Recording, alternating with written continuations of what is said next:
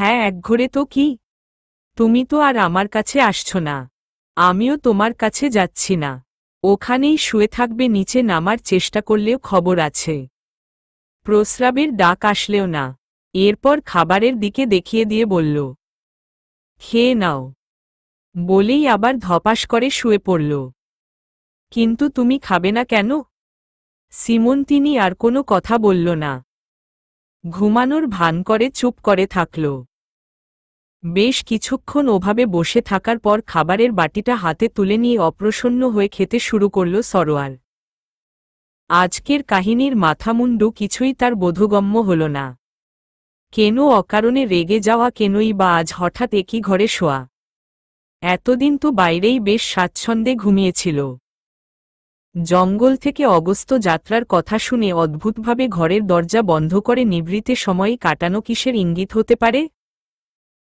পোড়া হরিণের মাংস আনমনে মুখে পুড়ে দিতে দিতে মনে মনে এসব আঁকিবুকি করছিল সরোয়ার। খাবার শেষ করে পানি খেয়ে শুয়ে পড়ল সে। কিন্তু নানান প্রশ্নের বাণে জর্জরিত মস্তিষ্ক এত সহজেই ঘুমাতে সায় দিল না। ঘরের তৈরি চালের উপর স্তিমিত চোখে চেয়ে রইল। অপরদিকে সিমন্তিনি যেভাবে শুয়েছিল ঠিক সেভাবেই অসারের মতো শুয়ে রইল। ক্ষুধায় তার সরু পেট পিঠের সাথে লেগে যাবার উপক্রম। তবুও কথার ছলে সরোয়ারকে বলেছিল সে খাবে না। অভিপ্রায় ছিল সরোয়ার তাকে ছাড়া খাবারে হাতই দেবে না, জোর করে খাওয়ানোর চেষ্টা করবে। কিন্তু সে অকৃতজ্ঞের মতো একাই খেয়ে নেয়। মনে মনে সিমন্তিনির ক্ষোভের সীমা নেই। অপূর্ণ অভিলাষের ক্ষোভে তার সর্বাঙ্গ হতে যেন অগ্নিস্ফুলিঙ্গ টিকরে বাইরে পড়তে লাগল। সুসময়ের একান্ত নির্জীব স্মৃতি তার একে একে চোখের সামনে অস্পৃশ্য হয়ে ভেসে উঠল। যে সময়ে তার বাবা ছিল, যাই হোক না কেন মেয়েকে একবেলা অভুক্ত থাকতে দিতেন না। মা কি জিনিস সেটা তো দেখাই হয়নি। তাই মায়ের অভাবটাও যে ছিল সেটা বলাও অযৌক্তিক। পুরনো স্মৃতি রোমন্থনে আর তলোয়ারের আঘাতে ক্ষতবিক্ষত বাবার মুখটার কথা মনে করে তার চোখ দিয়ে অবাধ্য অশ্রু টপটপ করে গাল বেয়ে বিছানায় পড়তে লাগল। ঠিক যার নিমিত্তে এই নিষ্ফল রোদনের সূত্রপাত সে নির্দ্বিধায় ঘুমাচ্ছে ভেবে সিমন্তিনি সর্বাঙ্গে আবার জ্বালা ধরে গেল। পর মুহূর্তেই নিজের ধারণা ভুল প্রমাণিত হল আচানক দরজা খোলার শব্দে। আর চোখে দৃষ্টিপাত করতেই দেখল সরোয়ার দরজা খুলে ধীরে ধীরে বাইরে যাচ্ছে। তদ্দণ্ডেই সিমন্তিনি বিদ্যুৎ বেগে বসে পড়ল। খাটের তলায় ইতস্তত বিক্ষিপ্ত হাতে অন্ধকারে কি যেন খুঁজতে লাগল। এরপর খাটের তলা থেকে একটা বর্শা নিয়ে দ্রুতপদে সেটা নিয়ে সরোয়ারের পিছু পিছু চলে গেল।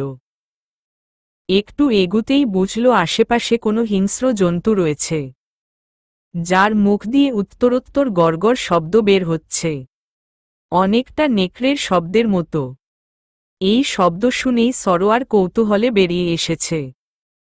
সরোয়ারের আসন্ন বিপদের আশঙ্কায় সিমন্তিনির আপাদমস্তক ঝিনঝিন করে কেঁপে উঠল। ডাক দিয়ে সরোয়ারকে থামাতেও পারছে না, পাছে ওই জন্তুটির দৃষ্টি আকর্ষণ হয় সেই ভয়। হাতের বর্শাটা আরও শক্ত করে হাতের মুঠোয় আবদ্ধ করে নিলে সে। উৎকর্ণ হয়ে চুপি চুপি পা ফেলে সরোয়ারের পিছু পিছু এগুতে লাগল। আকস্মাৎ সরোয়ার থমকে দাঁড়াল। সামনেই একটা ঝোপ, আর সেই ঝোপ থেকেই একটা স্থূল নেকড়ে গড়গড় শব্দে তীক্ষ্ণ দৃষ্টি নিক্ষেপ করে বেরিয়ে এল। ভয় সরোয়ারের গলা শুকিয়ে কাঠ হয়ে গেল। চক্ষু বিস্ফারিত, ঠোঁট দুটো বারকয়েক কেঁপে উঠল। বোধ করি কিছু বলতে চাইল, কিন্তু ভয়ার্ত গলায় স্বর ফুটল না। সে যতই এলোমেলো বিক্ষিপ্তভাবে পা ফেলে পিছু হটতে লাগল, নেকড়েটা ততই তার দৃষ্টি তীক্ষ্ণ থেকে তীক্ষ্ণতর করে এগিয়ে আসতে লাগল। শেষবারের মতো হা করে করে দাঁত বের করে নিজের হিংস্রতার জানান দিল নেকড়ে। মুহূর্তেই ঝাঁপিয়ে পড়ল সরোয়ারের গায়ে। অদূরে সিমন্তিনি শিকারী ভঙ্গিতে হাতে বাম পা সামনে এগিয়ে ডান পা পিছনে ফেলে তড়িৎ বেগে বর্শা ছুঁড়ে মারল। ছুঁড়ে মারা বর্শা সরোয়ারের ঘাড় ঘেঁষে নেকড়ের চিবুক দিয়ে ঢুকে সবেগে মাথা দিয়ে বেরিয়ে গেল। নেকড়ে একটু ধরফর করেই স্তব্ধ হয়ে গেল চিরজীবনের জন্য। কয়েক সেকেন্ড কাটল স্থবিরতায়। একটা রাতচরা পাখি কাকা শব্দ করে উড়ে গেল, চারপাশটা যেন হঠাৎ আকস্মিক এই ঘটনায় মুগ্ধ হয়ে গেল। সরোয়ার কাতর গলায় থেমে থেমে কি যেন বলতে চাইল, তার আগেই সীমন্তিনী ঠাস করে তার গালে চড় বসিয়ে দিল। আরেকটা মারতে উদ্যত হতেই সরোয়ার আচমকাই সীমন্তিনীকে ঝাপটে জড়িয়ে ধরল, এমনভাবে ধরল যে সীমন্তিনী নিজেই তার হৃৎস্পন্দন টের পাচ্ছিল। ধক ধক ধক এক্ষুনি যেন ফেটে বেরিয়ে আসবে। ক্ষোভে, রাগে, দুঃখে সীমন্তিনী হিতাহিতজ্ঞানশূন্য হয়ে এক ঝটকায় তাকে দূরে ঠেলে দিল এবং হাত ধরে টানতে টানতে ঘরে নিয়ে গেল। এক নিমেষেই কি ঘটে গেল তা এই ছোট্ট তল্লাটের সুষুপ্ত মনুষ্য জাতির অগোচরেই রয়ে গেল। সাক্ষী থাকল অমানিসার শেষে আকাশে সদ্য উত্থাপিত নতুন চাঁদ আর তারই পাশে খেলা করা অসংখ্য নক্ষত্ররাজি। আরও রইল জঙ্গলের নিশাচর প্রাণী আর দাঁড়িয়ে থাকা বৃহৎ বৃক্ষরাজি। ঘরে এসে সীমন্তিনী সশব্দে দরজা বন্ধ করে সরোয়ারকে এক প্রকার ধাক্কা দিয়েই খাটে বসিয়ে দিল। নড়বড়ে খাটটা ভার সহ্য করতে না পেরে মরমর করে উঠল। সীমন্তিনী মাটির বিছানায় দুই হাঁটুতে মুখ গুজে ধপ করে বসে পড়ল। একটু পরে যখন মুখ তুলল তখন তার চোখ ক্রোধে লালবর্ণ ধারণ করেছে। প্রকীর্ণ কোকড়ানো চুলের বেশ কয়েক গাছি চুল কপালের উপর ঝুলে পড়েছে। হঠাৎ শটান করে দাঁড়িয়ে রাগে ফোঁস করতে করতে অধর দাঁত দিয়ে চেপে ধরল। আবার মুহূর্তেই ছেড়ে দিয়ে দাঁতে দাঁত খিচিয়ে চিৎকার করে বলল, কি দরকার ছিল এত বাহাদুরি করার? কিছু একটা হয়ে যেত তো। সরোয়ার অধোমুখে স্তব্ধ হয়ে বসে রইল, কোনো উত্তর দেয়ার প্রয়াসও করল না। সীমন্তিনী উত্তরের অপেক্ষা না করেই আবার বলল, সাহসের তো বালাই নেই, আবার যায় বীরত্ব দেখাতে। মরার এত শখ নাকি? ইচ্ছে করছে গাছের সাথে বেঁধে ইচ্ছে মতো পিটাই। বলতে বলতে সে আবার বসে পড়ল। এরপর জাদ্রেল ভঙ্গিতে বলল, সকাল হোক দেখিও কি করি, ঘুমাও এখন। সরোয়ার বাধ্য ছেলের মতো কোনো দ্বিরুক্তি না করে শুয়ে পড়ল। এরপর দুদিন কেটে গেল। সরোয়ারের ফেরবার কোনো উদ্বেগ নেই, অবকাশে নেই, শুধুমাত্র একটা অনুমতির কিংবা ইঙ্গিতে অপেক্ষা। সীমন্তিনীর রাগ পড়েনি এখনো, প্রয়োজন ছাড়া কোনো কথাই বলছে না। সেদিনের পর থেকে একটা নিষ্প্রভ তেজ দিবানিশি বিরামহীনভাবে তাকে তাড়া করে বেড়াচ্ছে, যার ফলে ইচ্ছে থাকলেও কোনো ছলে তার রাগের অবসান হচ্ছে না। রাগ জিনিসটা এমনি বলে কয় মনের জোরে এর সমাপ্তি করা যায় না। হুটহাট করে মনে আগুন জ্বালিয়ে সেই আগুনে আশেপাশের সমস্ত কিছু দগ্ধ করে দিয়ে নিমিষেই কেটে পড়বে, না হয় কিছুদিনের জন্য রাগটা নিরর্থক অভিমান হয়ে বুকে চেপে বসে দগ্ধ হওয়া মানুষের জীবনরীতির মতো কাণ্ডকীর্তি দেখবে। অনেকটা কাটা ঘায়ে নুন ছিটানোর মতো ব্যাপার। সরোয়ারের গাম্ভীর্যতা টের পেয়ে সীমন্তিনীর মন অল্পক্ষণের জন্য বিগলিত হলেও পরক্ষণেই আবার মনে হয়, না হোকে আরও শাস্তি দেয়ার দরকার। এমনভাবেই দিনগুলো অতিবাহিত হচ্ছিল। হঠাৎ একদিন সরোয়ার ঘটা করে সীমন্তিনীকে ডাকল। কারণ অবশ্যই আছে, কিন্তু সবকিছুর শুরুতেই একটা ভূমিকা দরকার। কি দিয়ে শুরু করবে সেটাই মনের মধ্যে উল্টিয়ে দেখছিল। সেদিন যাওয়ার কথা বলতেই অদ্ভুত আচরণটা সরোয়ারের মনের মধ্যে এখনো ঘাপটি মেরে বসে আছে। ভয় হচ্ছে কখন না জানি উঠে মুখ রুদ্ধ করে দেয়। এসব ভাবতে ভাবতে কখন যে সীমন্তিনী অত্যন্ত সন্তর্পণে এসে বসেছিল সেদিকে খেয়াল ছিল না। ডেকেছিলে? সরোয়ার একটা দীর্ঘশ্বাস ফেলবার প্রয়াস করতেই আবার সেটা চাপা দিয়ে দিল। সাবলীল কণ্ঠে বলল, হ্যাঁ ডেকেছিলাম। আসলে তোমার কি হয়েছে আমি জানি না। সেদিনের পর থেকে কেমন এড়িয়ে চলছ। কৌতূহলবশত একটা ত্রুটি না হয় করেছিলাম, তাই বলে জাগগে এসব বলার জন্য ডাকিনি। ডেকেছিলাম এই কারণে যে এখন তো বিকেল হয়ে গিয়েছে, আমি কালকে চলে যাব।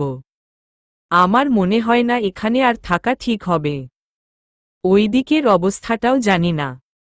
তাই ভাবছিলাম যে গুরুমশাইয়ের সাথে একবার দেখা করে যাব। কৃষ্ণ অনির ব্যাপারে উনি অনেক কিছুই জানেন। সমস্ত ইনফরমেশন নিয়ে আমি কালই রওনা দিব। সিমন্তিনি মৃদু হাসল। এ যে ছদ্মকৃত্রিম হাসি তা এক নজরেই বোধগম্য হয়। শুধু বলল, ঠিক আছে চলো গুরুমশাইয়ের সাথে দেখা করে আসি। সরোয়ার উঠে দাঁড়িয়ে বলল, চলো। আর বর্ষাটা নিতে ভুলো না যেন। নেকড়ে আক্রমণ করলে বাঁচাবে কে? সিমন্তিনি একবার কটাক্ষ দৃষ্টিপাত করে ঘর থেকে বেরিয়ে গেল। সিমন্তিনি সামনে এবং সরোয়ার তার একটু পিছু পিছু হাঁটছিল। শেষ বিকেলের অস্তন্মুখ সূর্যরশ্মি বৃহদাকার গাছের ফাঁক দিয়ে তেরোছাভাবে সিমন্তিনির পিঠে এলোভাবে ছড়ানো চুলের উপর ছড়িয়ে পড়েছে। তার কোকড়া চুলে এক ঝলক রৌদ্ররশ্মি আছাড় খেয়ে প্রতিফলিত হয়ে যেন সরোয়ারের চোখে এসে পড়ল। কথার অভাবেই বোধহয় সারা পথে কারো সাথে কেউ কথা বলেনি। এক প্রকার চুপচাপ হয়েই গুরুমশাইয়ের ঘরে পৌঁছে যাবতীয় তথ্যাদি একটা কাগজে লিখে নিল সরোয়ার। গত সাক্ষাতে গুরুমশাই বলেছিলেন জঙ্গলের পশ্চিম দিকেই মাইল 4 হাঁটতে হবে। কিন্তু আজ অনেক বাছ বিবেচনা করে বললেন, তোমাদের ভুল বলেছিলাম, আসলে যেতে হবে দক্ষিণ দিকে, তাও 18 কিলোমিটার। কিভাবে যেতে হবে সব আমি সিমন্তিনিকে বলে দিচ্ছি। সরোয়ার ব্যস্ত হয়ে বলল, না না, আমাকেই বলুন। খুব সম্ভব ও যাবে না। সিমন্তিনি বোধ করি এ কথায় একটু ব্যথা পেল। তীক্ষ্ণ কণ্ঠে বিদ্রূপ করে বলল, গুরুমশাই ওকে বলে দিন যে আমরা ওদের সভ্য জগতের মানুষের মতো পাষাণ স্বার্থপর নয় যে একা ছেড়ে দেব। সরোয়ার তর্ক করতে চাইল না, তবুও উদাসকণ্ঠে বলল, আমরা তো এখানকার মানুষের মতো রাগী বদমেজাজি না। গুরুমশাই মুখে চুকচুক করে শব্দ করে কুপিত স্বরে বলল, আহা থামো তো, কি শুরু করলে? সরোয়ার, তুমি একা যেতে পারবে না। অনেক দুস্তর জায়গা আছে ওখানে, পার হওয়া কষ্টসাধ্য। আমি দুজনকেই বলছি, মন দিয়ে শুন। একে একে সমস্ত বিবৃত করে গুরুমশায় বললেন, সাবধানে যেও, আর কিছু অস্ত্র নিয়ে যেও। পরমুহূর্তে সরোয়ারের দিকে তাকিয়ে বলল, তুমি অস্ত্র চালাতে জানো? রিভলভার? হ্যাঁ, পুলিশে ট্রেনিং দিয়েছিলাম কিছুদিন। এতটুকু বলে মুখে হাত দিয়ে চাপা স্বরে বলল, পরে ভয় পালিয়ে এসেছি। কিন্তু কেন বলুন তো? আচ্ছা একটু অপেক্ষা করো, আমি ভিতরের ঘর থেকে আসছি। আচ্ছা। সিমন্তিনি ডান হাতে সরোয়ারের পায়ে খোঁচা দিয়ে বলল, তুমি তো আসলেই ভীত। মোটেও না। হুহ, শুনেছি সব। তর্ক করলে মান ইজ্জত যেতে পারে, সেই ভয়ে সরোয়ার আর কিছু বলল না। অল্প কিছুক্ষণ পর গুরুমশায় ভিতরের ঘর থেকে একটা রিভলভার হাতে বেরিয়ে এলো। সেটা সরোয়ারের হাতে দিয়ে কয়েক রাউন্ড গুলি একটা কাপড়ে মুড়িয়ে দিতে দিতে বলল, এগুলো কোথায় পেয়েছি সেটা জিজ্ঞেস করিও না। লাগলে আরও নিয়ে যেও। আপাতত এটা নাও, যাও। সেখান থেকে বেরিয়ে এসে দুজনেই আবার বাড়ির পথে হাঁটা ধরল। সিমন্তিনি প্রশ্ন করল, এটা কি জিনিস? .22 রিভলভার। তোমাদের বর্ষা তীরধনুকের মতোই অস্ত্র। আধুনিক অস্ত্র। আধুনিক। ভালো। একটা মারো দেখি। সিমন্তিনির কৌতূহল দেখে সরোয়ারের হাসি পেল। কোনো মতে সেটা দমন করে রিভলভার উঁচু করে শূন্যে একটা ফাঁকা গুলি ছুড়ল। সঙ্গে সঙ্গে সিমন্তিনি ত্রস্ত হয়ে ঈষৎ চিৎকার দিয়ে উঠল এবং মুখে বলল, এত বিকট শব্দ কেন এটার? সরোয়ার এবার শব্দ করে হেসে ফেলল। হাসতে হাসতেই বলল, এখন তো মনে হচ্ছে তুমিই ভীত। ভীতুর ডিম কোথাকার। সিমন্তিনি চোখে মুখে প্রগাঢ় বিরক্তি নিয়ে কটমট করে তাকাল। সরোয়ারের বাঁধভাঙা হাসি এখন তার কাছে আনন্দ সুন্দরের বিপরীতে বিশ্রী ঠেকেছে। রাগে কিংকর্তব্যবিমূঢ় হওয়ার আগেই ওষ্ঠাধর দাঁত দিয়ে চেপে ধরে যথাসম্ভব রাগ সংবরণ করার চেষ্টা করল সে। ভোরে যাত্রা শুরু করার আগেই কৃষাণ আর জবিলি এসে হাজির হল। সিমন্তিনি সফরের কিছু প্রয়োজনীয় সরঞ্জাম গুছিয়ে নিচ্ছিল। তার পাশেই সরোয়ার একটা ছোট্ট চৌকিতে বসে গুরুমশাইয়ের দেয়া কাগজটাতে চোখ বোলাচ্ছিল। কৃষাণ ও জবিলির উপস্থিতিতে দুজনেই প্রফুল্লচিত্তে এসো এসো বলে তাদের অভ্যর্থনা জানাল। সিমন্তিনি কৃষাণকে বলল, ভালোই হলো আমার কাজটা আরো সহজ করে দিয়েছিস। আমরা তো যাওয়ার সময় তোকে একবার দেখে যাব বলে ভাবছিলাম। সে কি? আটঘাট বেঁধে কোথায় যাচ্ছিস তোরা? কি ব্যাপার সরোয়ার? সিমন্তিনি কিছু না বলে নিজের কাজ করতে লাগল। সরোয়ার ফুস করে একটা নিঃশ্বাস ছেড়ে বলল, অনেক দিন থাকা হয়েছে। তোমাদের সাহায্য আমি কখনো ভুলব না। আমাকে তো যেতেই হবে কৃষাণ। এরপর সিমন্তিনির দিকে কিঞ্চিত ঝুঁকে বলল, আসলে এখানে তো থাকতে আসিনি। কোনো কুলক্ষণে যে এখানে এসে পড়েছি কে জানে। খোটাটা বুঝতে পেরে পলকেই সিমন্তিনি উত্তেজিত সাপের মতো ফনা তুলে গর্জে উঠে বলল, হ্যাঁ, এজন্যই তো দিয়ে আসতে যাচ্ছি তোমার ওই সভ্য নামের অসভ্য জগতে। থাকিও সুখে শান্তিতে। হুহ। সরোয়ার ক্রূর হাসি দিয়ে বলল, হুম্মম দোয়া করিও যেন সুখে থাকি। হ্যাঁ হ্যাঁ, তাই করব। বলেই সে আবার নিজের কাজে পড়ে গেল। কৃষাণ আর জেবিলি খাটে বসে পড়ল। সরোয়ার জবিলির দিকে তাকিয়ে মৃদু হেসে বলল, এদিকে আসো না যে। মাত্র 2 দিন দেখলাম তোমাকে। মেয়েটি বোধ করি লাজুক টাইপের। বাম হাত ডান হাতের ভিতর মুষ্টিবদ্ধ করে মুছোড়াতে মুছোড়াতে একবার কৃষাণ আরেকবার সরোয়ারের দিকে তাকিয়ে ইতস্তত করে বলল, মা আসতে দেন না। ও আই সি, কি বলেন উনি? সরোয়ারের প্রশ্নে জবিলির কান পর্যন্ত রাঙ্গা হয়ে গেল। অতিশয় লাজুক ভঙ্গিতে নিচু স্বরে বলল, বলেন যে বিয়ের পর চলে যাস একেবারে। এখন এত ঘোরাঘুরির কি দরকার? এখন তো তাও গুরুমশামাইয়ের কাছে পড়ার নাম করে আসি। বাহ, বেশ ভালো। গুরুমশাই তাহলে তোমাদের পথটা সহজ করে দিল। তা বিয়ে করে ফেলো না কেন? বলে উত্তরের অপেক্ষা না করে সিমন্তিনির উদ্দেশ্যে বলল, হ্যাঁ রে সীমা, তোমাদের এখানে এমন লাজুক মেয়ে আছে নাকি? এসব তো আমাদের সভ্য জগতে দেখা যায়। দেখো তো জবিলির চোখ মুখ কেমন লাল হয়ে গিয়েছে বিয়ের কথা শুনে। সিমন্তিনির উত্তর বোধহয় মুখে তৈরি ছিল। একটা ছুরি কোমরের বেল্টের সাথে গুজে দিয়ে ঈষৎ হেসে তাচ্ছিল্যের স্বরে বলল, হ্যাঁ, এজন্যই তো তোমাকে কলেজে না কোথায় মেয়েরা সারাক্ষণ প্রেম নিবেদন করত। তাই না? এই তোমাদের লাজুকলতার নমুনা। সরোয়ার আর জবাব দিল না। মনে মনে ভাবল, এই মেয়ের সাথে কথায় পারা যায় না। কথা শেষ হতে দেরি, কিন্তু মুখ দিয়ে উত্তর বের হতে দেরি নেই। কি জানি গুরুমশাই কেমন শিক্ষা দীক্ষা দিয়েছে এদের। সিমন্তিনি তাড়া দিয়ে বলল, চলো এবার বের হওয়া যাক। সব কিছু নেওয়া শেষ। সবাই বেরিয়ে এলো ঘর থেকে। কৃষাণ বলল, আমরা কিছুদূর এগিয়ে দিয়ে আসি। কি বলো?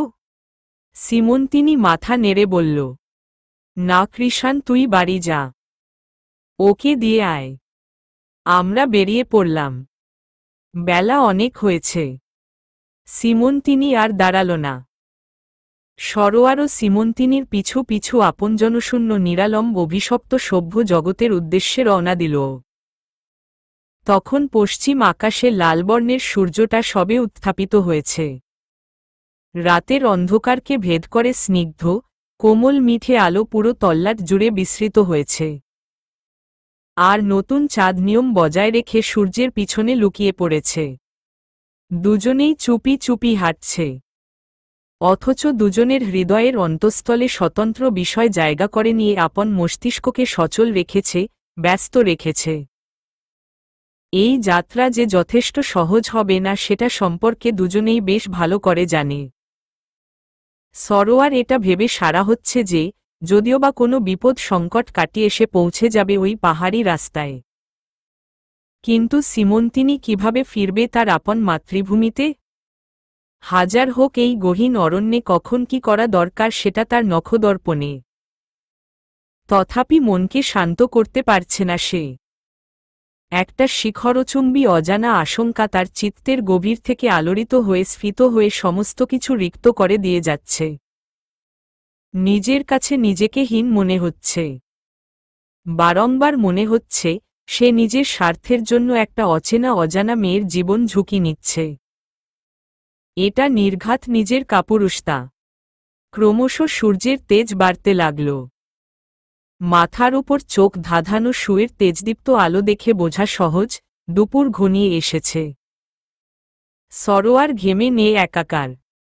গায়ের জীর্ণ শার্টটা গতকালই সাবান ছাড়াই ডোবার পানিতে ধুয়ে দিয়েছিল। আজ সেই সময় না হতেই শার্টটা ঘাম শুকে মলিন হয়ে গিয়েছে।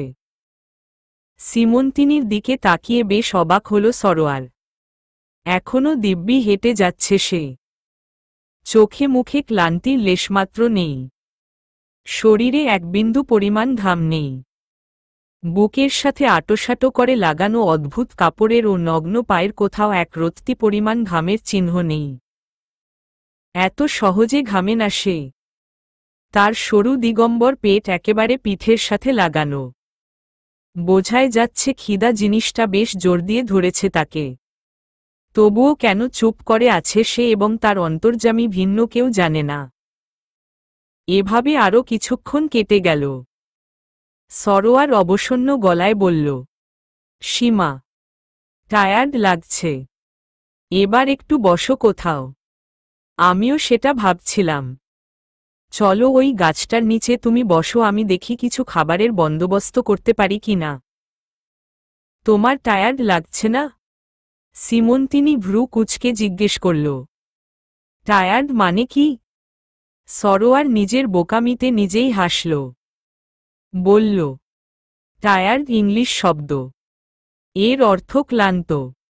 ভুল করে বলে ফেলেছি। বলতে বলতে অভ্যেস হয়ে গিয়েছে। সীমন্তিনী অধর প্রসারিত করে মাথা নেড়ে বলল, ওহহ, না, এত সহজে আমি ক্লান্ত হই না।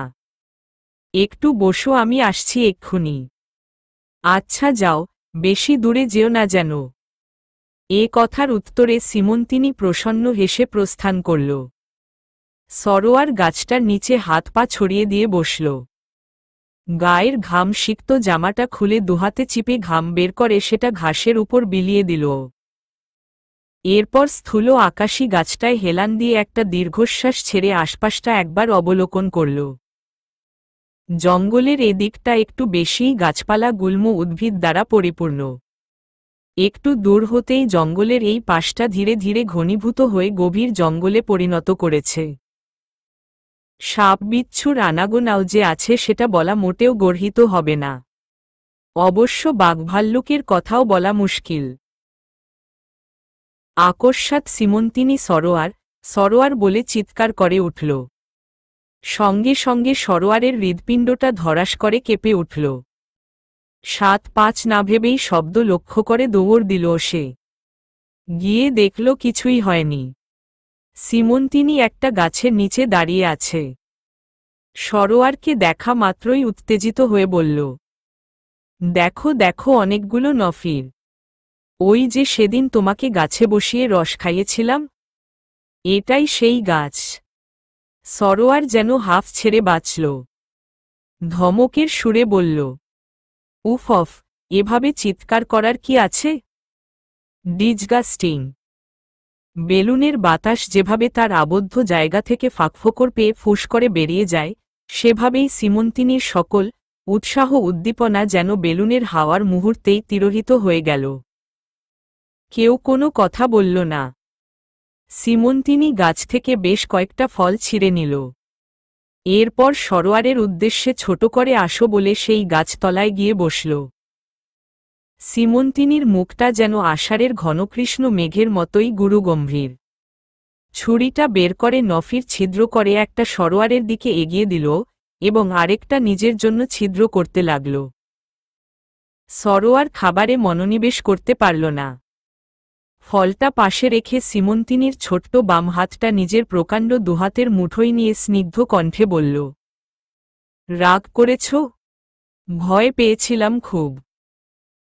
তারপর কয়েক মিনিট ওভাবেই সিমন্তিনির মুখের দিকে তাকিয়ে আবার বলল, তুমিই চিন্তা করে দেখো, আমি যদি ওভাবে চিৎকার করে তোমাকে ডাকতাম তুমি ভয় পেতে না? সিমন্তিনি যেন নতুন কিছুর সন্ধান পেল। প্রসন্ন মুখে সহজ গলায় বলল, আমি রাগ করিনি। আপাতত এটা খেয়েই পেটকে শান্ত করো।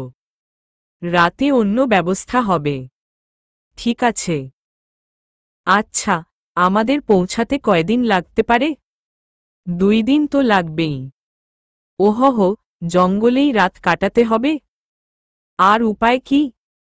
তোমার ভয় করছে না? তুমি থাকতে ভয় কিসের? মিথ্যে প্রশংসা করছ। এবার হাতটা ছাড়তে পারো। নিদারুণ লজ্জায় সরোয়ারের মুখখানা কাগজের মতো সাদা হয়ে গেল। কথা বলতে বলতে হাতটা যে তার মুঠোয় আবদ্ধ ছিল সেটা সে ভুলেই বসেছে। কি বিচ্ছিরি ব্যাপার! যার সংস্পর্শে এসে তার শ্রীবৃদ্ধি ঘটেছে তারই সাথে এমন অশিষ্ট আচরণ তার শরীরের রন্ধ্রে রন্ধ্রে যেন অস্বস্তি কাটা দিয়ে উঠছে। অবশ্য অশিষ্ট কিনা সেটা বিচার করবে অপর পক্ষ। কি আজব! সে তো কিছু বলছে না। তাহলে সে নিজেই বা কেন এমন উদ্গ্রীব হচ্ছে? খাবার খাওয়া হল। পেটের পোকাগুলোর আন্দোলনও স্থগিত ঘোষণা করা হল। তথাপি খিদা গেল না। ফলের রস দিয়ে কি আর পেট ভরে? এত বড় পেটে তো আর কয়েক ফোঁটা রসে তো আর খিদা মরে না। এটার জন্য অবশ্য মানুষই দায়ী। মানুষ যদি সৃষ্টিকাল থেকে শুরু করে এতটুকু রস খেয়েই বেঁচে থাকত তাহলে তাই হতো। কিন্তু হল না। দুজনে আবার মন্থর গতিতে হাঁটা শুরু করল। সিমন্তিনি বলল, কাপড়টা পরে নাও। এখানে কিছু লতা আছে যেগুলো গায়ে লাগলেই চুলকাবে। সরোয়ার একটু চিন্তা করে বলল, তোমার গায়েও তো লাগতে পারে। আমার জন্য চিন্তা করতে হবে না। নিজের চিন্তা করো। ওগুলা আমার সয়ে গেছে। এখন আর গায়ে লাগে না। একটু চুলকিয়েই শেষ হয়ে যাবে। সরোয়ার শার্টটা গায়ে দিতে দিতে বলল, তুমি তো লোহা হয়ে গেছ। সবকিছু তোমার সয়ে যায়। এত শক্তি পাও কই তুমি? সিমন্তিনি আর চোখে তাকিয়ে সরু গলায় বলল, তামাশা করছো নাকি? সেই চরের দাগ কিন্তু এখনো গালে আছে। আরেকটা খেতে চাও? সরোয়ার নিরুৎসুক কণ্ঠে বলল, না না না, আর চাই না। বলেই ডানগালে আস্তে আস্তে হাত বোলাতে লাগল। সেই দিনের কথা ভেবে এখনো পা থেকে মাথার চুল পর্যন্ত কাটা দিয়ে উঠে সরোয়ারের। কি ভয়ঙ্কর! সিমন্তিনি না থাকলে এতদিনে সে ওই নেকড়ের পেটে হাপ্পিস করত। চেয়ে দেখল সেই বর্ষাটাই সিমন্তিনির হাতে। সঙ্গে সঙ্গে মাথা ঝেড়ে একটা দীর্ঘশ্বাস তার বুক চিরে বাতাসে মিলিয়ে গেল। ক্রমে বিকেল হয়ে এল। ঘণ্টা দেড়েকের মধ্যেই দুর্বোধ্য রাতের অন্ধকার দিনের আলোকে গ্রাস করে নেবে। সিমন্তিনি একবার মাথা উঁচু করে আকাশ পানে চেয়ে প্রকৃতির গতিবিধি হৃদয়ঙ্গম করার চেষ্টা করল। এরপর আশেপাশের পরিবেশটা রাত কাটানোর উপযুক্ত কিনা বুঝার চেষ্টা করল। যতটুক বুঝল, আরেকটু এগুতে হবে। অদূরে একটা ফাঁকা ময়দান দেখা যাচ্ছে এবং পাশেই একটা বিস্তীর্ণ জলাশয়। এর পারেই রাত কাটানোর ভালো ব্যবস্থা হবে ভেবে সিমন্তিনি দ্রুত পদে সেদিকে অগ্রসর হল। দেখা দেখি সরোয়ার ও সঙ্গীর গতি বৃদ্ধি দেখে নিচের পায়ের গতিও বাড়িয়ে দিল। যদিচ তার শ্রান্ত পা আর চলছে না। একটু বিশ্রাম নিতে পারলেই বাঁচে। খোলা ময়দানে এসে দাঁড়ালো দুজন। সিমন্তিনি চতুর্দিকে চোখ বুলিয়ে নিল একবার। ফাঁকা জায়গাটায় বেশ কয়েকটা ছোট ছোট গর্ত আছে, যেগুলা পানি দ্বারা পরিপূর্ণ। ময়দানের সামনেই একটা জলাশয়। এর পানি কুচকুচে কালো। দৈর্ঘ্য 500 মিটার বললে কোথাও ভুল হবে না। প্রশস্ত প্রায় ওরকমই। এরপরেই আবার ঘন জঙ্গলের শুরু। সরোয়ার প্রশ্ন করল, এবার কি করবে? সিমন্তিনির দৃষ্টি অদূরবর্তী জলাশয়ের প্রশস্ত করে মেলে ধরে বলল, আজ এ পর্যন্তই, কালকেরটা কালকে দেখা যাবে। খোলা মাঠেই রাত কাটানোর ব্যবস্থা করতে হবে। সরোয়ারের চোখে মুখে উচ্ছল উদ্বেগ তড়িৎ বেগে খেলে গেল।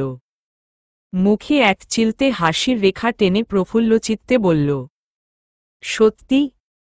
আহ, নতুন এক্সপেরিয়েন্স। এরকম তো অনেক দেখেছি। সিমন্তিনি এই উদ্বেগে যোগ দিল না। বলল, কোথায় দেখেছ? টিভিতে, ডিসকভারি চ্যানেলে।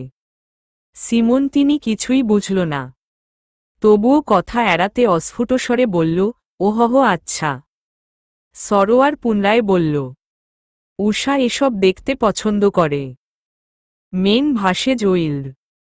সেখানে কি করে জানো? দুইজন নারী পুরুষ একসাথে জঙ্গলে গিয়ে রাত কাটায়। প্রতিকূল পরিবেশে কিভাবে বেঁচে থাকতে হয় সেটা শিখায়। অথচ দেখো, আমার কিছুই কাজে লাগলো না, সব তুমি করছ। আবার লতাপাতা দিয়ে ঘর বেঁধে ওখানে ঘুমায়। হা হা। আর মাঝে মাঝে কি শো করে। কি সাংঘাতিক! লজ্জা শরমের বালাই নেই। সিমন্তিনি এতক্ষণ মনোযোগ দিয়ে সরোয়ারের কথা শুনছিল। পুরো ব্যাপারটা তার কাছে মজার লাগছে। কৌতূহলী হয়ে বলল, কিস মানে কি? বুঝোনি? ঠিক আছে, বুঝলে ভালো। না বুঝলে আরও ভালো। সিমন্তিনি আর পীড়াপিড়ি করল না। কেউ কিছু বলতে না চাইলে সেটা নিয়ে জোর করার মতো মানসিকতা তার ছোটকাল থেকেই নেই। তার মতে, বললে বলবে, না বললে দরকার নেই। জোর করে, মনের বিরুদ্ধে বলে কোনো লাভ নেই। ফলশ্রুতিতে ব্যাপারটা সেখানেই ধামাচাপা পড়ে যায়। এখনও তাই হল। হঠাৎ ব্যস্ত হয়ে বলল, একটু পরেই সন্ধ্যা নামবে সরোয়ার। তুমি এক কাজ করো। ওই যে বাঁশঝাড় দেখছ, ওখান থেকে কয়েকটা বাঁশ কেটে নিয়ে এসো যাও। আর কিছু পরিষ্কার ডালপালা আর গোলপাতা নিয়ে আসিও। খবরদার অন্য গাছে হাত দিবে না। অনেক বিষাক্ত গাছও আছে এখানে। আমি দেখি ওই ডোবায় কিছু মাছ পায় কিনা। বলেই সে তার কাপড়ের ব্যাগ থেকে একটা কাঠের তৈরি বড়শি বের করল। কাঠের বড়শি এই প্রথম দেখল সরোয়ার। কথা না বাড়িয়ে সে নিজের কাজে লেগে গেল। একটু পরেই সিমন্তিনি একটা বৃহৎ মাগুর মাছ নিয়ে হাজির হল। কাটা বাঁশগুলো সরোয়ার ছেটে পরিষ্কার করে পাতাগুলো একপাশে রেখে দিল। পরে কাজে লাগবে। সিমন্তিনি আগুন ধরানোর প্রচেষ্টায় ছিল। সরোয়ার উচ্চকণ্ঠে বলল, সীমা, সব তো কাটা হলো, এখন কি করব? সিমন্তিনি বিরক্তিমাখা গলায় বলল, বসে বসে ডিমে তা দাও। বাঁশগুলো পুঁতে নাও। আমার মাথা খাচ্ছ কেন? দেখছ না আগুন জ্বালাচ্ছি। ধমক থেকে সরোয়ার মিনিট খানেক হাত পা গুটিয়ে চুপ করে রইল। একটু পরে আবার নরম গলায় জিজ্ঞাসার সুরে বলল, বলছি সীমা, ঘর কি একটা হবে নাকি দুইটা? সিমন্তিনি কিছুক্ষণ স্থবির হয়ে সরোয়ারের দিল চেয়ে রইল। তারপর পূর্বের চেয়ে তেজস্বী গলায় বলল, মাথায় কি বুদ্ধি শুদ্ধি নেই? এখানে কি আমি সংসার পাততে এসেছি? একটা ঘরের জন্যই বাঁশপুত। এরপর চারপাশে গোলপাতা আর লতাগুলো দিয়ে ঘিরে দাও। এখন কি একই বিছানায় থাকতে হবে নাকি? আপত্তি থাকলে তুমি খোলা মাঠেই ঘুমিও। এখন নিজের কাজ করো। আর আমাকেও করতে দাও। একটু পরেই আধার নামবে। সরোয়ার আর কিছু না বলে বাঁশপোতার কাজে নেমে গেল এবং সিমন্তিনি মাটির কাছে ঝুঁকে উনুনে ফু দিয়ে আগুন জ্বালানোর বৃথা চেষ্টা করছে। উশৃঙ্খল বাতাসের দৌরাত্ম্যের কারণে বারবার চেষ্টা বিফলে যাচ্ছে। উনুনের অর্চি বারংবার বাতাসের সাথে যুদ্ধে হেরে যাচ্ছে আর বাতাস আত্মশ্লাঘায় পরিপূর্ণ হয়ে মুখ ভেঙচি দিচ্ছে। অবশেষে আগুন ধরিয়ে তার চারপাশে শুকনো খড়কুটো দিয়ে আগুনের শ্রীবৃদ্ধি করে সরোয়ারকে বাষ্পোতায় সাহায্য করতে গেল সিমন্তিনি। কাজ কতদূর হল? হঠাৎ ভূত দেখার মতো লাফিয়ে উঠল সরোয়ার। বুকে থুথু ছিটিয়ে ফিসফিস করে বলল, এভাবে কেউ ডাকে? সিমন্তিনি মুচকি হেসে বলল, আমি ডাকি। বাস সবগুলো পোতা হয়েছে? হ্যাঁ, শেষ। এখন কি করব? সিমন্তিনি দূরে আঙুল দেখিয়ে দিয়ে বলল, ওই পাতাগুলো নিয়ে আসো। কয়েকটা গোলপাতা উপরে দাও, আর লতাগুলো পাশে দাও। তাই করা হল। গোলপাতা ছাউনি হিসেবে ব্যবহার করা হল, আর লতাপাতাগুলো পার্শ্ব দেয়াল হিসেবে। রাত্রিযাপনের ব্যবস্থা শেষ হবার পর সরোয়ার উনুনের পাশে গিয়ে আসন গ্রহণ করল। অনতিবিলম্বে সন্ধ্যা নেমে এলো। চারিদিকে ঘোর কালো সর্বগ্রাসী অন্ধকার যেন দিনের আলোটাকে অকপটে গ্রাস করে নিল। সময়টা ছিল হেমন্তের শেষের দিকে। একটু একটু হিম পড়তে শুরু করেছে। পশ্চিম আকাশে অস্তন্মুখ সূর্যের সামনে ধূসর মেঘের ছায়া পড়ায় রক্তিম আভা চারপাশে ছড়িয়ে পড়েছে। ফলে অন্ধকারটাও তেমন উপভোগ্য নয়। কানের পাশে শিরশির করে বাতাস বইছে। ঠান্ডা বাতাসে শরীরটা পাথর হয়ে যাবার জোগাড়। অদূরে জলাশয়ের কুচকুচে কালো পানি হতে কিসের যেন ছলাৎ ছলাৎ আওয়াজ। মুহূর্তেই সরোয়ারের মনটা শঙ্কায় পরিপূর্ণ হয়ে গেল। আশপাশে তাকিয়ে দেখল সিমন্তিনি কোথাও নেই। একটু পরেই দেখা গেল সিমন্তিনি ওদিক থেকে একটা শামুকের খোলসে করে পানি আনছে। সরোয়ার একটা স্বস্তির নিঃশ্বাস ফেলল। দূর থেকেই সিমন্তিনি বলল, ডোবা থেকে পানি নিয়ে এলাম। আশেপাশে আর কোনো পানি নেই। এগুলোই খেতে হবে। উপায় নেই। সরোয়ার হাত নেড়ে বিমর্ষ গলায় বলল, না না, ওগুলা খাওয়া যাবে না। খেলে কি হবে? কলেরা হতে পারে। পানিগুলো বাজে। তবে একটা উপায় আছে। সিমন্তিনি ভ্রু কুঁচকে বলল, কি উপায়? পানিগুলো সিদ্ধ করে তারপর ঠান্ডা করে খাওয়া যেতে পারে। ঠিক আছে, তাই করো। বলে শামুকের খোলসটা সরোয়ারের হাতে দিল। দুজনেই বেশ কিছুক্ষণ বোধকরি কথার অভাবেই নীরব হয়ে রইল। হঠাৎ সিমন্তিনি মনে পড়ার ভঙ্গিতে বিষণ্ণ গলায় বলল, আরেকটা খারাপ খবর আছে। কি? ওই ডোবায় কুমির আছে। বেশ কয়েকটা আছে। একটু আগে দেখলাম ডাঙায় বসে আছে। আমাকে দেখেই হুড় হুড় করে নেমে গেল। সরোয়ার ভীতসন্ত্রস্ত হয়ে ধরফর করে উঠে এসে সিমন্তিনির পাশে এসে বসল। চোখ বিস্ফারিত করে কাঁপা কাঁপা গলায় বলল, সত্যি বলছ তো? নাকি আমাকে অযথা ভয় দেখাচ্ছ? সিমন্তিনি অন্যদিকে মুখ করে বলল, অযথা ভয় দেখানোর অভ্যেস এবং ইচ্ছা কোনোটাই আমার নেই। বিশ্বাস না হয় তো গিয়ে দেখো। সরোয়ার আরও অধিক ভয় পেয়ে সিমন্তিনির গা ঘেঁষে বসল। তার মুখের দিকে চেয়ে ঈষৎ ঝুঁকে বলল, গিয়ে দেখব? সিমন্তিনি অন্যদিকে মুখ করেই ছিল। মুখ ফিরাতেই দুজনে চোখাচোখি হয়ে গেল। কয়েক সেকেন্ড ওভাবেই কাটল। সিমন্তিনি বলল, হ্যাঁ চলো। তোমার তো আমাকে বিশ্বাস হয় না। সরোয়ার আপত্তি করল, না না, বিশ্বাস করলাম। যেতে হবে না। সিমন্তিনি ওষ্ঠদ্বয় ঈষৎ প্রসারিত মুচকি হাসল। মাথা নেড়ে বলল, ঠিক আছে। সেই হাসি যেন সরোয়ারের হৃদয় উদ্বেল ঢেউয়ের আনাগোনার সৃষ্টি করল। সাহিত্যের ভাষায় যাকে বলে মুক্তাঝরা হাসি। ভরা সন্ধ্যা অনলের অর্চির আলোতে সেই হাসি যেন সরোয়ারের সারা অন্তঃকরণে স্নিগ্ধ, পেলব অনুভূতির সৃষ্টি করছে।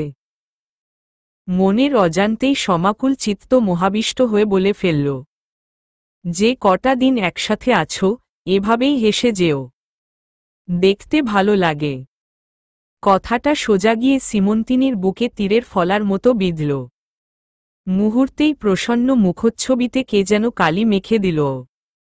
তেমনি গুরুগম্ভীর, তেমনি বিমর্ষ। কোনোমতে আঘাতটা সামলে নিয়ে কৃত্রিম হেসে বলল, আর বসে থাকলো চলবে? মাছটা কাটতে হবে না? সরোয়ার মাথা নেড়ে সায় দিয়ে বলল, হ্যাঁ হবে, এখনো তো ঢের সময় আছে, আর একটু থাকি। সিমন্তিনী সরাসরি তার মুখের দিকে শাসনের সুরে বলল, সারাদিন হেঁটেছ, ধকল গেছে অনেক, খেয়ে দিয়ে ঘুমোবার চেষ্টা করাই তো ভালো। সরোয়ার কি বলবে খুঁজে পেল না, নিরুপায় হয়ে বলল, ঠিক আছে, ছুরি বার করো, 10 মিনিটের মধ্যেই কাটা হয়ে যাবে। মাছ কাটার পর সেগুলাকে বহু কসরত করে আগুনে পোড়ানো হল। দীর্ঘদিন ধরে লবণহীন অর্ধ কাঁচা মাংস খেতে খেতে সরোয়ারের জিহ্বা সর্বান্তকরণে মনের বিরুদ্ধে বেঁকে বসেছে। আর সয় না। মাগুর মাছ বরাবরই তার অপ্রিয়। অথচ সেই অপ্রিয়কে বস্তুটিকে উপাদেয়, মুখরোচক না বলাও চলে না। এই যেন বেঁচে থাকার করুণ লড়াই। টিভি, সিনেমায় যা অতি উত্তেজনার, উৎকর্ষতার বস্তু তা নিজের জীবনের ভোগ করা যে কত কঠিন, কত অসাধ্যের সেটা এখন রন্ধ্রে রন্ধ্রে টের পাচ্ছে সে। এই নশ্বর বিশ্বচরাচরে আরও কত কিছু যে জীবনের প্রতিক্ষণে বাধা হয়ে দাঁড়াবে তা বলা ভার। বাস্তবিকই বলা ভার। মাছ পোড়ানো হল, ভক্ষণও সম্পন্ন হল। খেতে খেতে সরোয়ারের মাথার শত অযাচিত চিন্তা মাথা উঁচু করে দাঁড়িয়ে আবার হৃদয়ের অন্তঃস্থলে লুকিয়ে পড়েছে। এরই মধ্যে একটা হল, সিমন্তিনী যদি তাদের সভ্য জগতের খাবার খায় তাহলে কিরূপ আচরণ করবে? এমনি ধারার শত অবান্তর, অসংবদ্ধ প্রশ্ন। যাই হোক, সবশেষে যখন ঘুমানোর পালা তখন ঘটল বিপত্তি। সরোয়ার পড়ল চিন্তায়। লজ্জায় যেন সে মাটির সাথে মিশে যাবে একেবারে। কোনো ছলেই ঘরে ঢুকতে নারাজ সে। এরকম ঘটা করে কখনো কোনো মেয়ের সাথে একঘরে থাকা হয়নি। যদিও স্বপ্ন ছিল বিয়ের পর হবে। এ কথা এখন বলা নিরর্থক। সরোয়ারের মনের অবস্থা বুঝতে পেরে সিমন্তিনী এগিয়ে এলো। মৃদুস্বরে বলল, দেখো সরোয়ার, এখন কোনো উপায় নেই। আমি জানি তুমি আগে কখনো এভাবে থাকোনো। আমিও তো থাকিনি। কিন্তু এছাড়া আর পথ নেই আমাদের। এখানে প্রতি ক্ষণে ক্ষণে বিপদ উৎপেতে রয়েছে। সুযোগ পেলেই আক্রমণ করবে। এজন্যই আমি তোমাকে আলাদা করতে চাইনি। তাছাড়া সময়ও কম। আমার ভারী অস্বস্তি লাগছে সীমা। উফ, আমাকে এই জঙ্গলেই কেন পড়তে হল? কুপিতস্বরে কথাটি বলে সামনে পড়ে থাকা একটা গাছের গুঁড়িতে সজোরে লাথি দিল। সরোয়ারের এই অবস্থা দেখে সিমন্তিনী হেসে ফেলল। মজার ছলে বলল, তাহলে চলো বিয়ে করে ফেলি।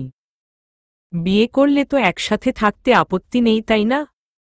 সরোয়ার মাথা চুলকিয়ে চিন্তিত হয়ে বলল, কিন্তু এই জঙ্গলে কাজী পাই কোথায় বলো তো? হুহ, আসছে বিয়ে করতে। বলেছিলাম না আমি আজীবন কুমারী থাকব? ও বলেছিলে নাকি? হু, চলো শুয়ে পড়ো। বলে সরোয়ারের হাত ধরে প্রায় টানতে টানতে নিয়ে গেল লতাপাতায় ঘেরা ঘরটাতে। দুজনেই শুয়ে পড়ল। মাথার নিচে লতাপাতা বালিশ হিসেবে দেয়া হয়েছে। হেমন্তের সিক্ত মন্ত জ্যোৎস্না গোলপাতা ভেদ করে দুজনের চোখে মুখে তার রূপালি আলো বিলিয়ে দিয়েছে। বাম হাত মাথার নিচে দিয়ে দুজনেই আকাশের পানে তাকিয়ে কি যেন খুঁজে ফিরছিল, হয়তোবা তারাদেরকে সুন্দরতম একটি রাতের সাক্ষী করছিল। না হয় চাঁদকে। সিমন্তিনী মৃদু কণ্ঠে বলল, ঘুমিয়ে পড়লে? না, ঘুম আসছে না। আসছে, তবে ঘুমাতে ইচ্ছে করছে না। কেন? সব কেনর উত্তর হয় না সীমা। কেন হয় না? জানি না। এরপর দুজনেই নীরব হয়ে রইল। সিমন্তিনী আবার উদাস গলায় প্রশ্ন করল, তোমাকে দিয়ে এসে তো আমি চলে আসব। এরপরে কি করবে?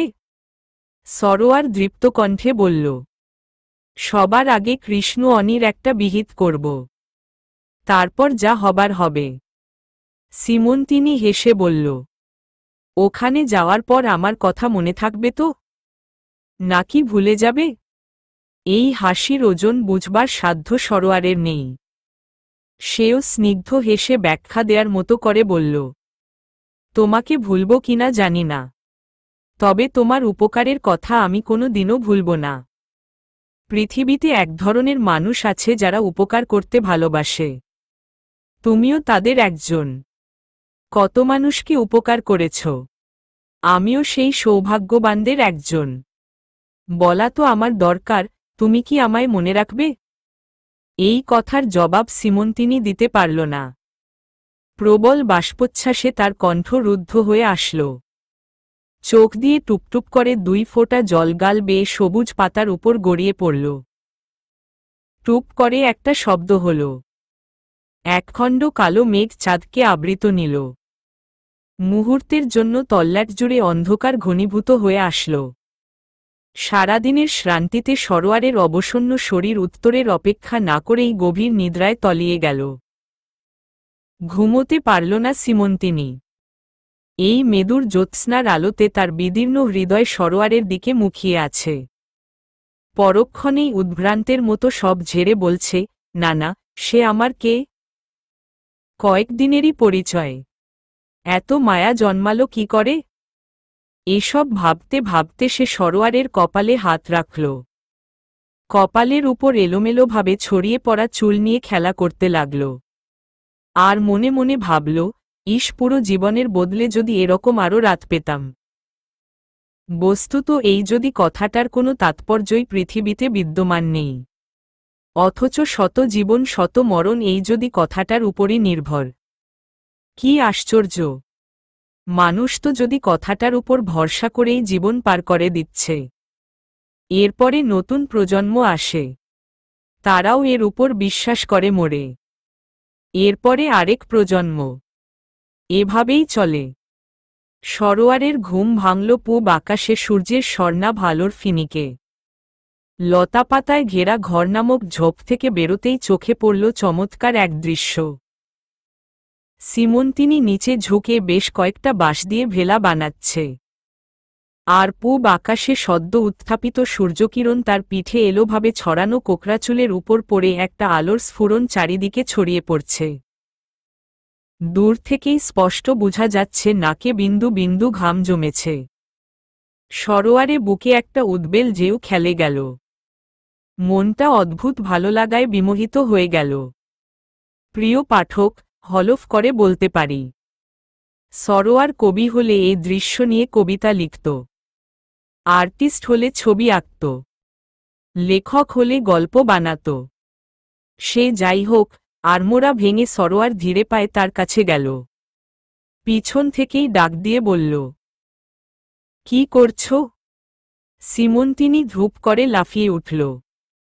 পেছনে ফিরে সরোয়ারকে দেখে একটা স্বস্তির নিঃশ্বাস ফেলে বলল, এমম করে ডাকলে কেন? আর কখন উঠলে?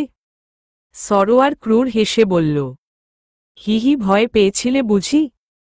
প্রতিশোধ বুঝলে প্রতিশোধ। কালকে আমায় ডেকেছিলে না এমন করে? সিমন্তিনি মনে মনে বলল, তাহলে আমিই যখন তোমাকে ভালোবেসেছি, তুমিও ভালোবেসে প্রতিশোধ নাও। কিন্তু মুখ দিয়ে এ কথা বের করতে পারল না সিমন্তিনি। অস্ফুটে বলল, হুমম, ভালো। সরোয়ার প্রসঙ্গ পাল্টিয়ে বলল, কি করছ? ভেলা দিয়ে কি করবে? সিমন্তিনি একটু বিরক্তির গলায় বলল, তোমাকে কি সব বুঝিয়ে বলতে হয় সরোয়ার? দেখছ না ওই জলাশয়ে কুমির আছে, ওটা পার হতে হলে তো ভেলা লাগবেই। সরোয়ার বোকার মতো হেসে বলল, ও ও, তাই তো। পরে আবার ভয়ে ভয়ে বলল, কিন্তু আমার তো ভয় লাগছে। যদি কুমির কামড়ে দেয়, আমাকে যদি গিলে নেয়? এসব ঢং বন্ধ করো। আগুনের কয়লা আছে ওখানে, দাঁত পরিষ্কার করে নাও। উহগন্ধ বেরুচ্ছে। সরোয়ারের মুখটা কালো হয়ে গেল। এসব ঢং বন্ধ করো। আগুনের কয়লা আছে ওখানে।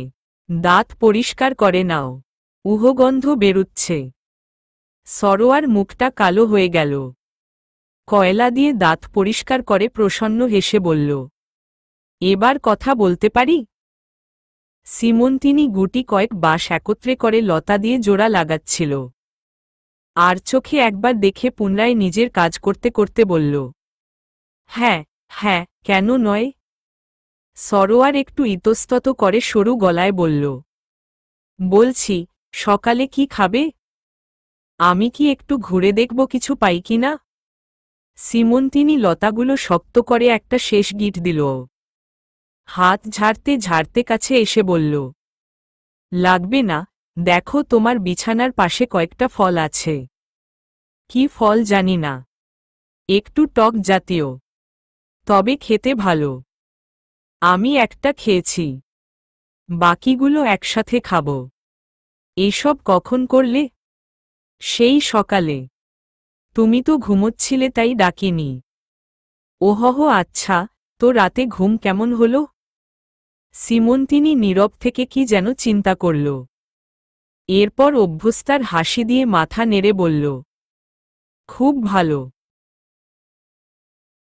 সরোয়ার ভ্রু কুঁচকাল। বিস্ময়মিশ্রিত কণ্ঠে রিপিট করে বলল, খুব ভালো। সিমন্তিনি আর কিছু বলল না। ঠোঁট কিঞ্চিত বাঁকিয়ে মুচকি হাসল শুধু। এই রাত যে তার কত ভালো কেটেছে সেটা বুঝাবার সাধ্য কি তার আছে? মনে তো হয় না।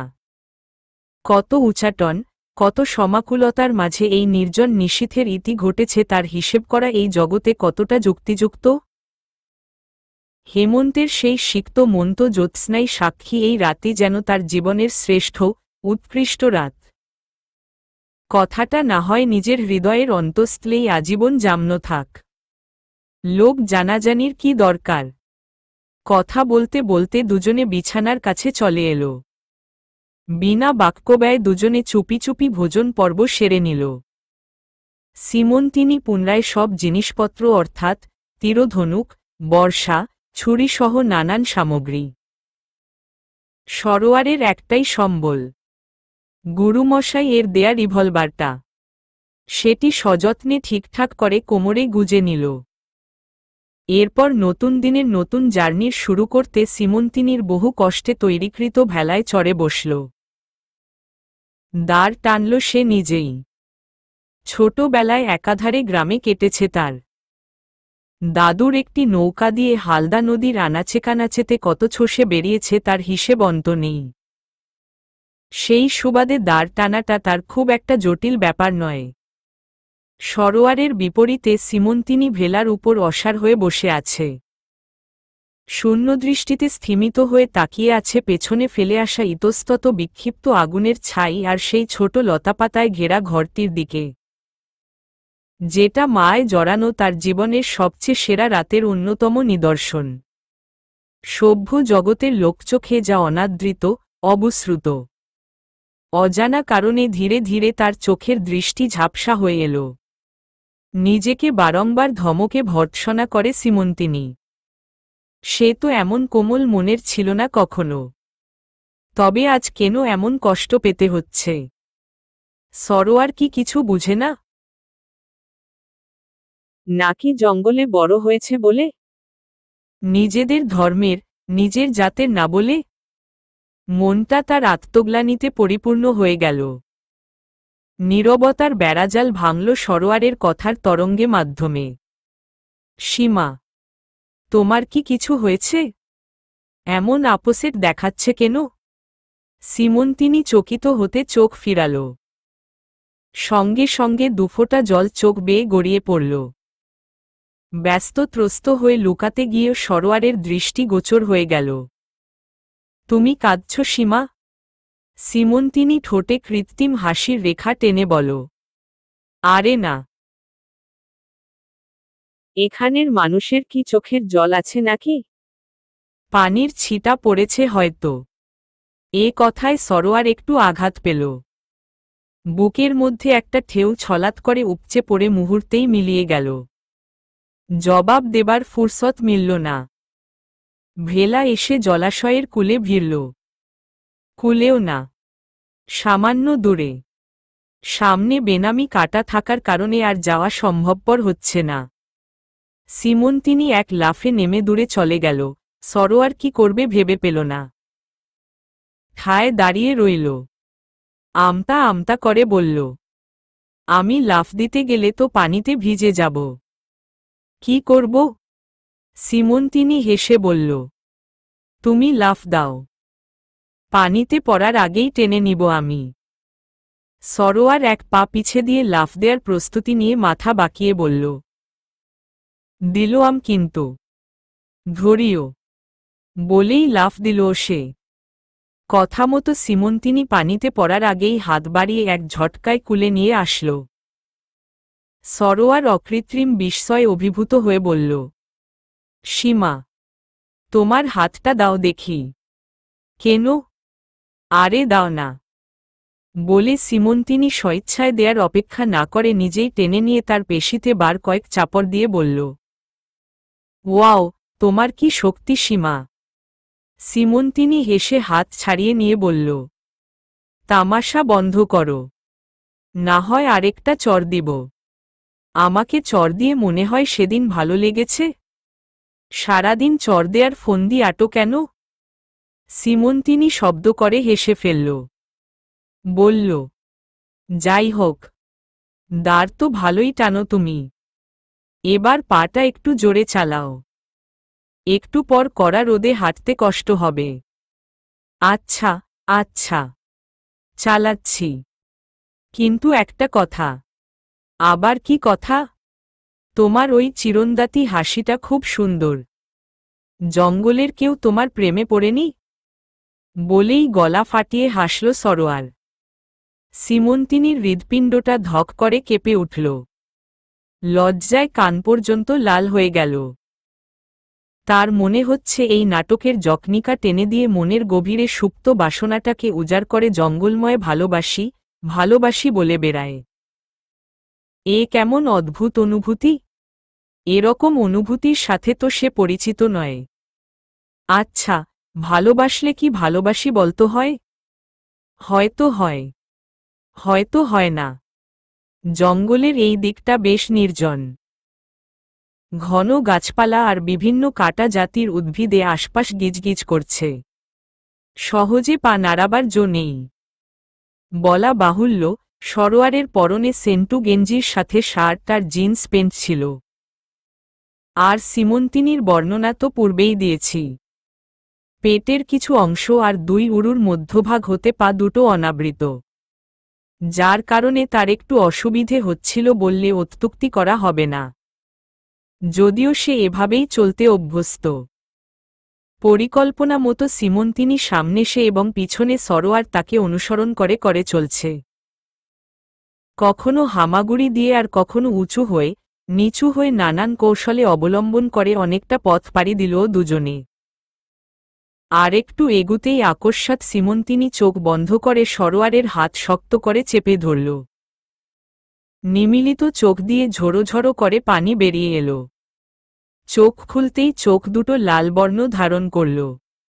ঠোঁট দুটো স্ফুরিত হয়ে কি যেন বলতে চাচ্ছে। সরোয়ার ভয়ার্ত গলায় বলল, কি হয়েছে সীমা? এমন করছো কেন?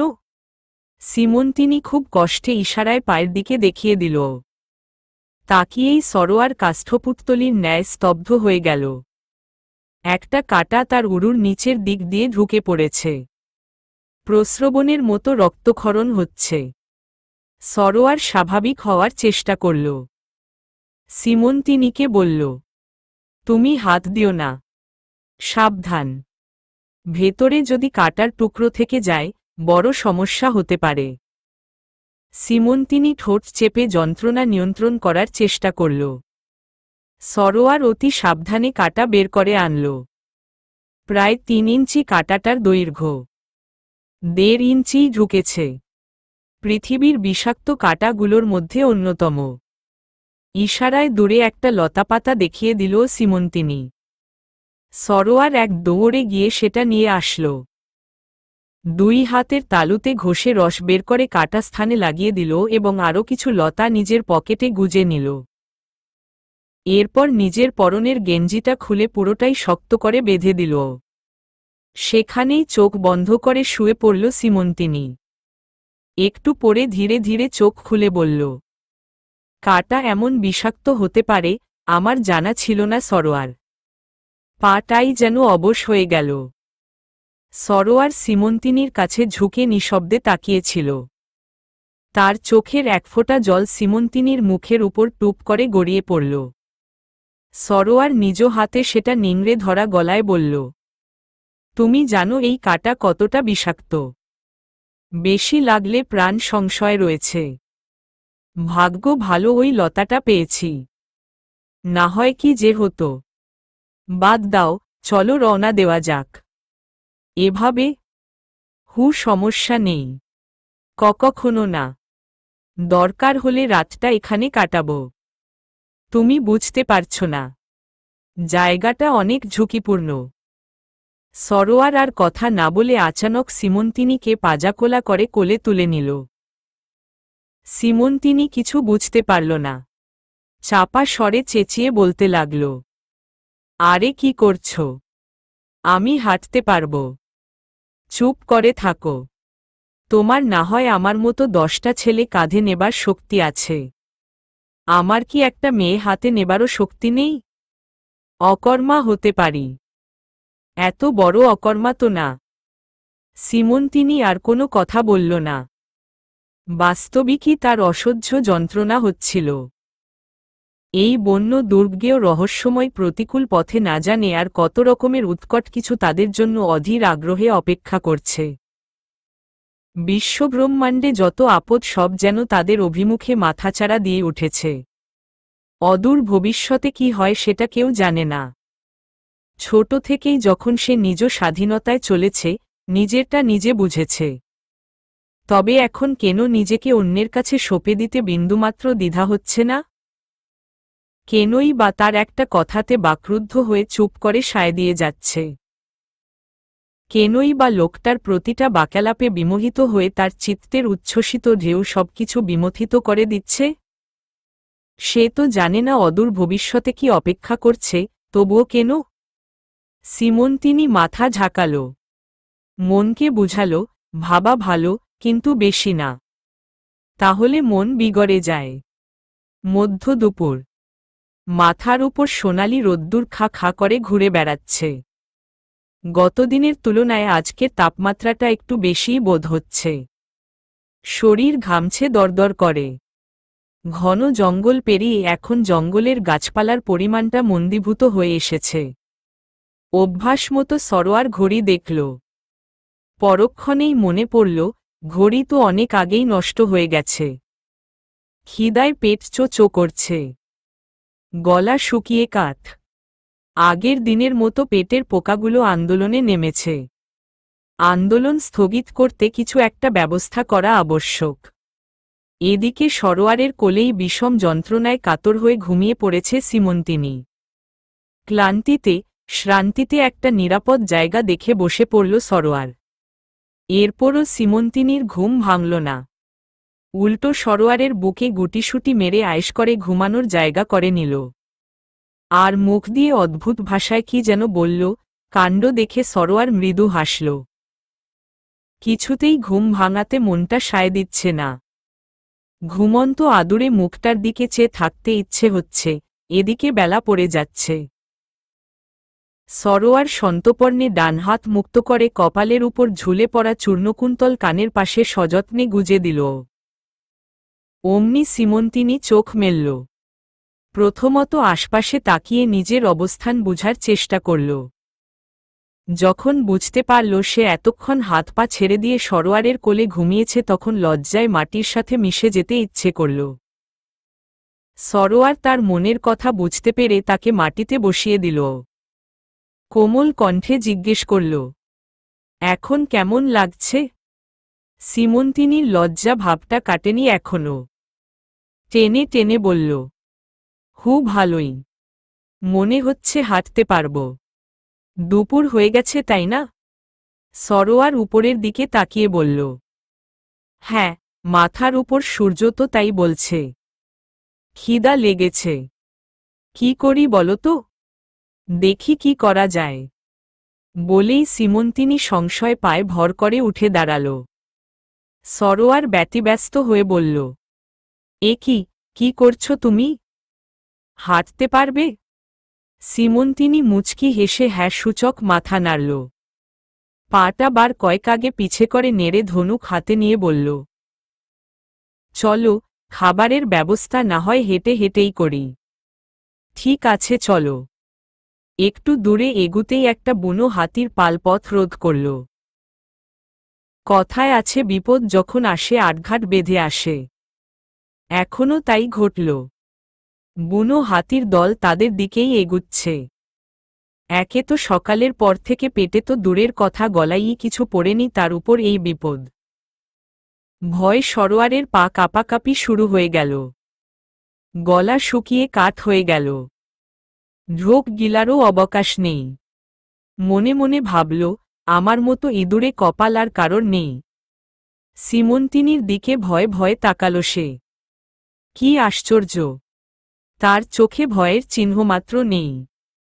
সরোয়ার নিচু গলায় ফিসফিস করে বলল, এখন কি করবে? সিমন্তিনি ক্রূর হাসল। বলল, শুধু দেখো কি করি। আগে বলো, হাতির পিঠে চড়তে পারো তো? না, চড়িনি কখনো। চড়নি চড়বে? সমস্যা তো নেই। এই বলে সিমন্তিনি বিনা দ্বিধায় সামনে এগিয়ে গেল। সরোয়ার অভিভূতের ন্যায় চেয়ে রইল শুধু। সে যতই এগুচ্ছে ততই তার হৃৎপিণ্ডের ধুকপুকানি যেন সমান তালে বেড়েই চলেছে। বুনো হাতির দলের সবচেয়ে বড় হাতিটা সুর তুলে আস্ফালন করে উঠল। বোধহয় এটাই এই দলের রাজা। তবুও চমকাল না সিমন্তিনি। বড় হাতিটার সামনে গিয়েই তার সুরে হাত বোলাতে বোলাতে কি জানি আগডুম বাগডুম করল। এরপর সরোয়ারকে ডেকে বলল, চলে এসো সরোয়ার। হাতির পিঠে চড়বে। ওরা আমাদের কিছুদূর এগিয়ে দিবে। সামনেই এদের থাকার জায়গা। সরোয়ারের ভয় কাটল ঠিকই, কিন্তু পুরোপুরি আশ্বস্ত হতে পারল না। দ্বিধান্বিত পায়ে এগিয়ে গেল সে সিমন্তিনির ডাকে। সরোয়ার পাশে ঘেঁষতেই একটা হাতি চিৎকার করে উঠল। সঙ্গে সঙ্গে বড় হাতিটি গর্জে উঠে অন্য হাতিটির দিকে ফিরল। যার অর্থ এই যে, সে আমার মেহমান, কোনো উগ্রতা চলবে না। সিমন্তিনি বলল, সরোয়ার তুমি ওই হাতিটার পিঠে উঠো। আমি এটার। সরোয়ার চক্ষু বিস্ফারিত করে সিমন্তিনির দিকে তাকাল। ভয়ার্ত গালায় বলল, কি বলছ? আমি একা কিভাবে? কোনো মতে পড়ে গেলে না? একেবারে চ্যাপ্টা হয়ে যাব। এত সহজ নাকি? আচ্ছা ঠিক আছে, তুমি আমার সাথেই বসো। দুজনেই বড় হাতিটির পিঠে চাপল। সিমন্তিনি যেহেতু পূর্ব অভিজ্ঞ তাই সে সামনে বসল এবং সরোয়ার পিছনে। হাতির দলটা উল্টো পথে ঘুরল। তারা হয়তো দল বেঁধে কোনো জায়গায় চড়ে বেড়ানোর জন্য যাচ্ছিল। যেভাবেই হোক, পেটে খাবার না পড়লেও হাঁটার কষ্টটা আপাতত ঘুচল। সরোয়ার ভয় পাচ্ছিল। না পারছে সিমন্তিনির গায়ে হাত দিতে আর না পারছে অন্য কোথাও ধরতে। এরকমই নিদারুণ অবস্থা। অবশেষে সকল দ্বিধা দ্বন্দ্বকে পাশ কটিয়ে ডান হাত বাড়িয়ে সিমন্তিনির খোলা পেটে শক্ত করে ধরল। অন্য উপায় নেই যে। সিমন্তিনি অধিকতর ভীত হয়ে চোখ বন্ধ করে ফেলল। লজ্জায় কাদা হয়ে চাপা স্বরে বলল, কি করছ? কোথায় হাত দিচ্ছ খেয়াল আছে? সরোয়ার বেপরোয়া ভাব নিয়ে বলল, ধুরু, এত কিছু দেখার সময় আছে? আপনি বাঁচলে বাপের নাম, না ধরলে হাতির পায়ের তলে পড়ে মরে যাব। দেখি আরেকটু কাছে আসো, ভালো করে ধরি। তুমি এখান থেকে নামো, দেখিও কি করি তোমায়। লজ্জা শরম বলতে কিছু নেই তোমার। ভীতু কোথাকার। দেখা যাবে। আমি তো আর ইচ্ছে করে উঠিনি। তুমিই তুলেছ। সিমন্তিনি আর কথা বলল না। সরোয়ার বুঝতে পারল না রাগ করেছে নাকি লজ্জায় চুপ করে আছে। অবস্থা অবলোকন করার প্রেক্ষিতে কোমল স্বরে বলল, সীমা। সিমন্তিনি মৃদু স্বরে বলল, হু। সরোয়ার বুঝল, রাগ নয়, আসলেই লজ্জা পাচ্ছে সে। বলল, আচ্ছা, তুমি কি হাতি বশ করার মন্ত্র জানো? কেমন করে পটালে ওদের? সিমন্তিনি উদ্বেগ প্রকাশ করল না। বলল, জানি বোধ হয়। বাস্তবিকভাবে সিমন্তিনি কোনো মন্ত্র কিংবা বশ করার মতো কিছু জানত না। বাবার কাছে থেকে শুধু শিখেছে কিভাবে হাতিদের সাথে আচরণ করে তাদের কাজে লাগানো যায়। এটুকুই। একে তো বশ করা বললে অতিরঞ্জিত করা হয়। সিমন্তিনি মনে মনে বিদ্রূপের হাসি বলল, বশ করার শক্তি থাকলে সবার আগে তো তোমাকেই বশ করতাম। এত কষ্ট পোহাতে হতো না। সব কথা বলা যায় না। তেমনি কিছু কথা মনেই রেখে দিতে হয়। সময় সুযোগ বুঝে তার বাঁধ উন্মুক্ত করতে হয়। প্রকৃতি বরাবরই কোনো না কোনো নতুন খেলায় মেতে ওঠে। এটা তার মজ্জাগত বৈশিষ্ট্য। এর অমায়িক কিংবা উগ্র আচরণ শতসিদ্ধের মতো মানিয়ে নেওয়া ছাড়া অন্য কোনো পথ খোলা নেই। এ কথা বলার অর্থ হল যে, প্রকৃতির লীলালাসে পতিত হয়ে কি না হতে পারে? কি না ঘটতে পারে? এক অজ্ঞাতকুলসীন পূর্ণ যুবতী নারী আর এক অজ্ঞাতকুলসীর শহুরে পরিবেশে বাস করা নর এই গহীন অরণ্যে কিসের যে স্মৃতি রেখে যেতে চাইছে তা এই অরণ্যচারী প্রাণীগুলোর অবিদিত নেই। সাধারণ প্রাণীগুলো তামাশা দেখতে ব্যস্ত, আর হিংস্র প্রাণীকুল তাদের খাবার জোগাড়ে ব্যস্ত। নতুন এক অভিজ্ঞতা নিয়ে যখন সরোয়ার হাতির পিঠ থেকে অবতরণ করল তখন পৃথিবী নামক গ্রহের এই ছোট্ট উপত্যকায় বিকেল গড়িয়েছে। হ্যাঁ, উপত্যকা। খাড়া দুই পাহাড়ের মাঝখানের স্থানটা। এখানটাই হাতিদের আবাসস্থল। মুখোমুখি অভ্রভেদী দুই সুবিশাল পাহাড় যেন দীর্ঘকালের অভিমান ভেঙে হঠাৎ দেখা পেয়ে এভাবে স্তম্ভিত হয়ে দাঁড়িয়ে আছে। কিংবা কোনো প্রেমিক প্রেমিকার শুভদৃষ্টি। পাহাড়ে পাদ ঘেঁষে বুনো হাতির দল একটা হাঁটার জায়গা করে নিয়েছে। উত্তর দিকে পাহাড়টার বুক চিরে অবিরাম ঝর্ণাধারা সোজা নিচে বয়ে গেছে একটা সুগভীর খাদে। হতে পারে ঝর্ণার জন্যই এখানে এতবড় খাদের সৃষ্টি। সরোয়ার বেশ কিছুক্ষণ স্থবির হয়ে স্বপ্নাবিষ্টের ন্যায় দৃশ্যটি উপভোগ করতে লাগল। এর সৌন্দর্য বর্ণনার কোনো শব্দও তার মুখ দিয়ে বেরুল না। সিমন্তিনি এসে দাঁড়াল তার পাশে। ধীরে ধীরে কাঁধে হাত রেখে বলল, কিছু খাবে না? সরোয়ার মোহাবিষ্ট গলায় বলল, এত সুন্দর দৃশ্য দেখে আবার সারাদিনে সব ক্লান্তি, সব অবসাদ, খিদের কষ্ট সব একসাথে উবে গেছে। সিমন্তিনি ভ্রু উঁচিয়ে ঠোঁট প্রসারিত করে বলল, ওরে বাবা, এত সুন্দর কথা। সরোয়ার অস্ফুটে বলল, হু। সিমন্তিনি টেনে টেনে বলল, তা আগে বুঝি ঝর্ণা দেখনি? সরোয়ার সেভাবেই বলল, দেখেছি, তবে এত সুন্দর না। আসলে কি জানো? যত দিন যাচ্ছে তত পৃথিবী ধ্বংসের মুখে পতিত হচ্ছে। মানুষ প্রকৃতির মাঝে থাকবে না। প্রকৃতি কি জানবে না। প্রকৃতির মাধুর্যটা যে কি, আগামী প্রজন্ম সেটা বুঝবে না। এজন্যই তো আজ এরকম গভীর জঙ্গল ছাড়া অন্য কোনো জায়গায় এমন ঝর্ণার দেখা মেলে না। আচ্ছা, পৃথিবী একদিন ধ্বংস হবে সেটা জানো তো? মানো তো? সিমন্তিনি অন্যদিকে মুখ করে বলল, জানিও না, মানিও না। না জানলে মানব কেমন করে? তবে আজ জেনে নাও। আমার ও তো জেনে কিচ্ছু হবে না। তুমি চলো, খিদায় আমার পেট ফেটে যাচ্ছে। সরোয়ার হুট করে মাথা ঘুরিয়ে সিমন্তিনির পেটের দিকে তাকাল। বার কয়েক চোখ ঘুরিয়ে দেখে বলল, কই?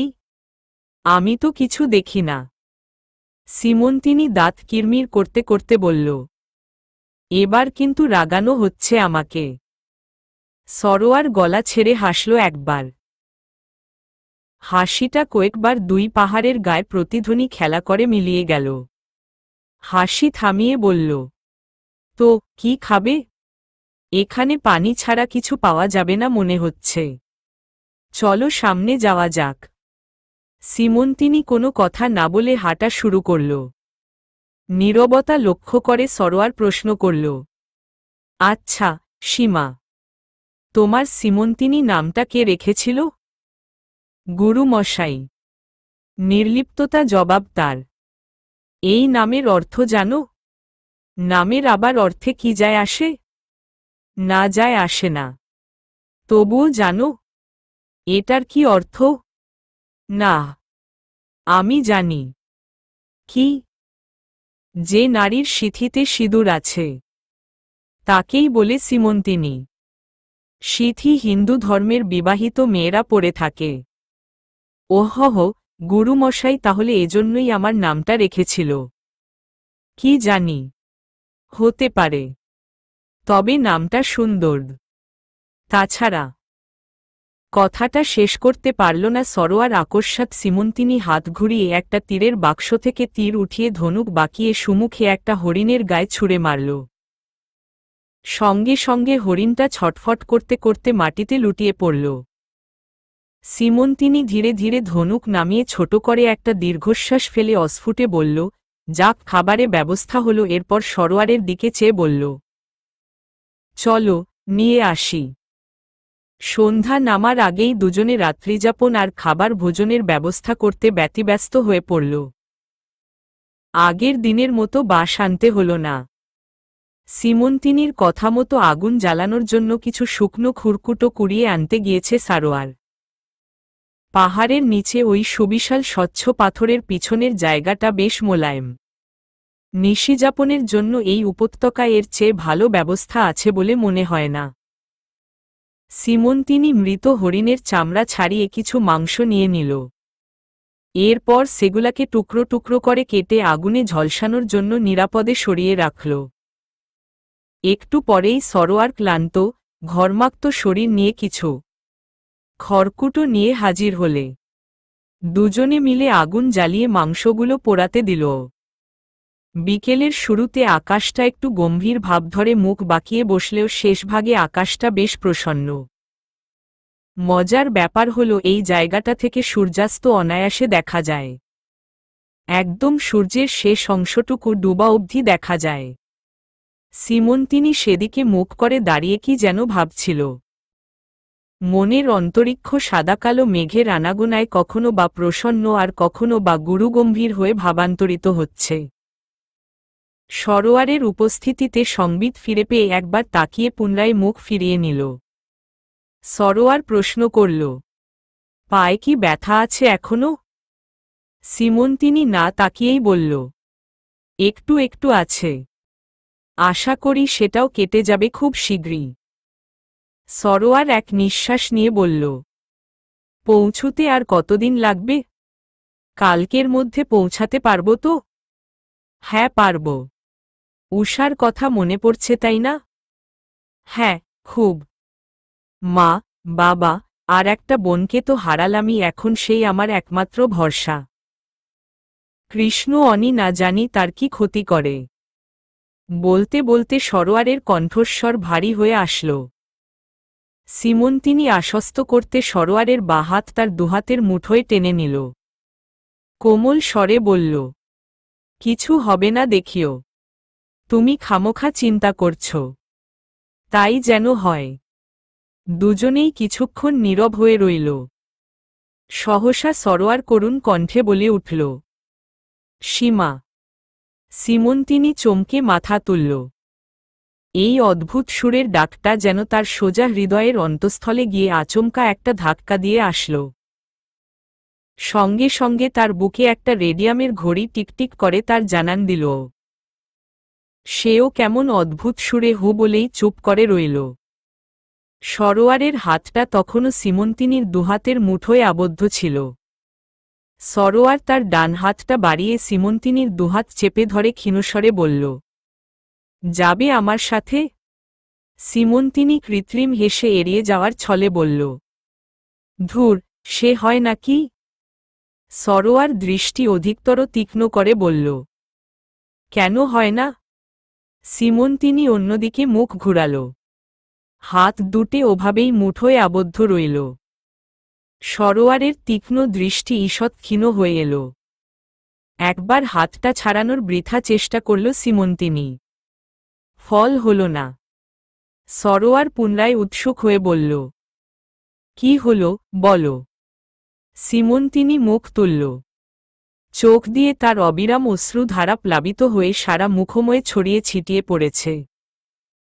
ঠোঁট দুটো স্ফুরিত করে কি যেন বলতে চাইল সে। স্পষ্ট বুঝা গেল না। মুহূর্তের জন্য সরোয়ার সমস্ত অন্তঃকরণ অজানা এক গ্লানিতে পরিপূর্ণ হয়ে গেল।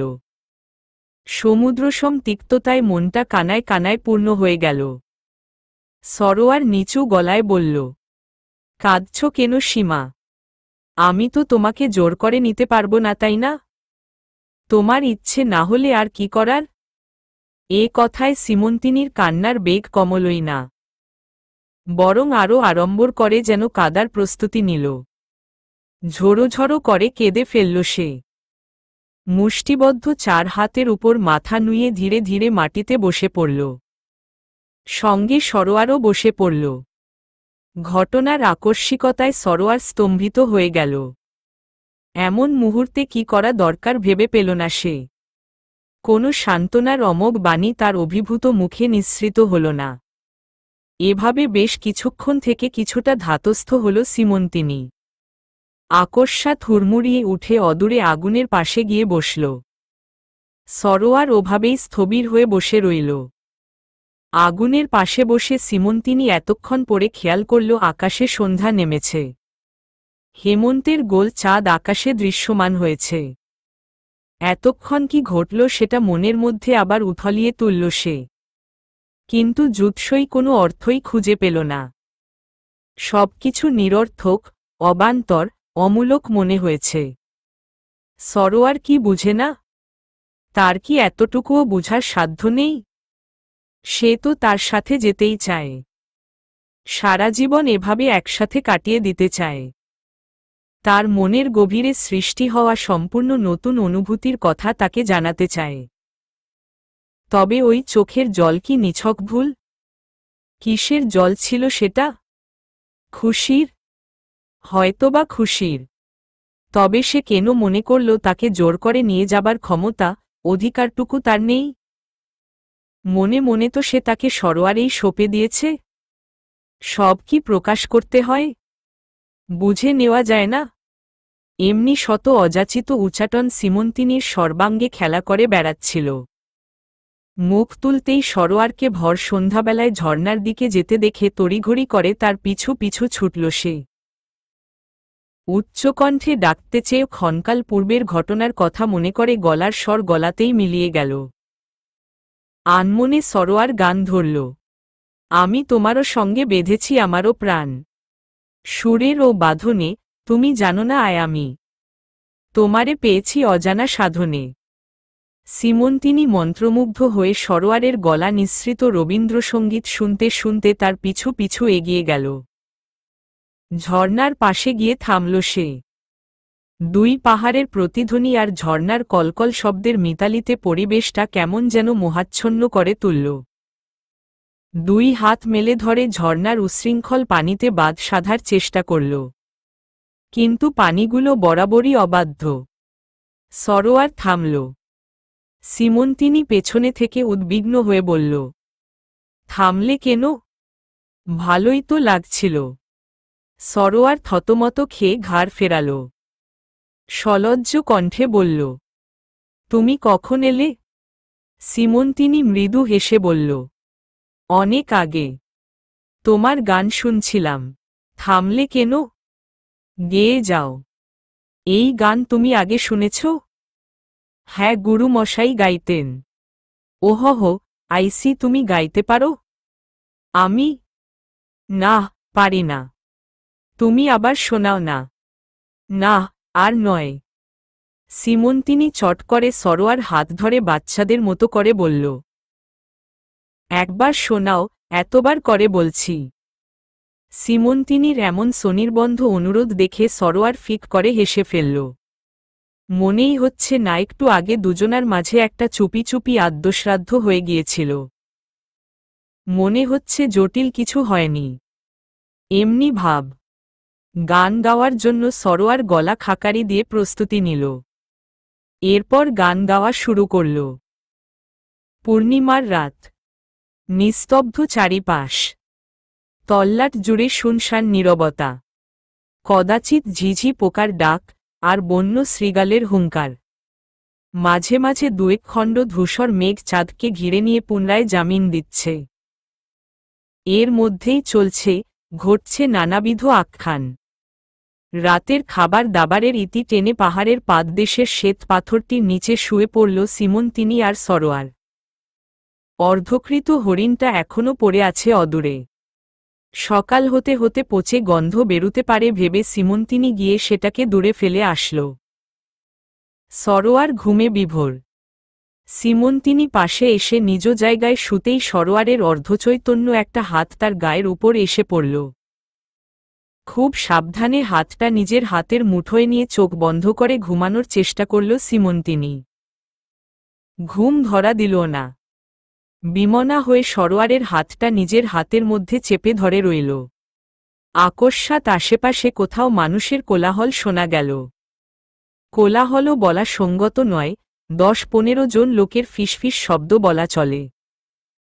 ধীরে ধীরে শব্দগুলো নিকটে আসতে লাগল এবং কিছু সংখ্যক টর্চের আলো তার নজরে পড়ল।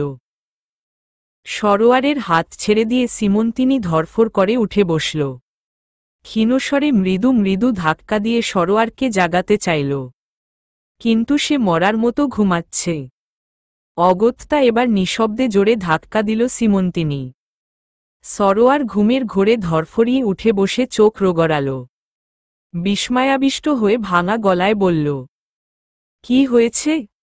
সিমন্তিনি তার 2 ওষ্ঠাধরে আঙুল ঠেকিয়ে শিশিই শব্দ করে সরোয়ারকে সাবধান করল।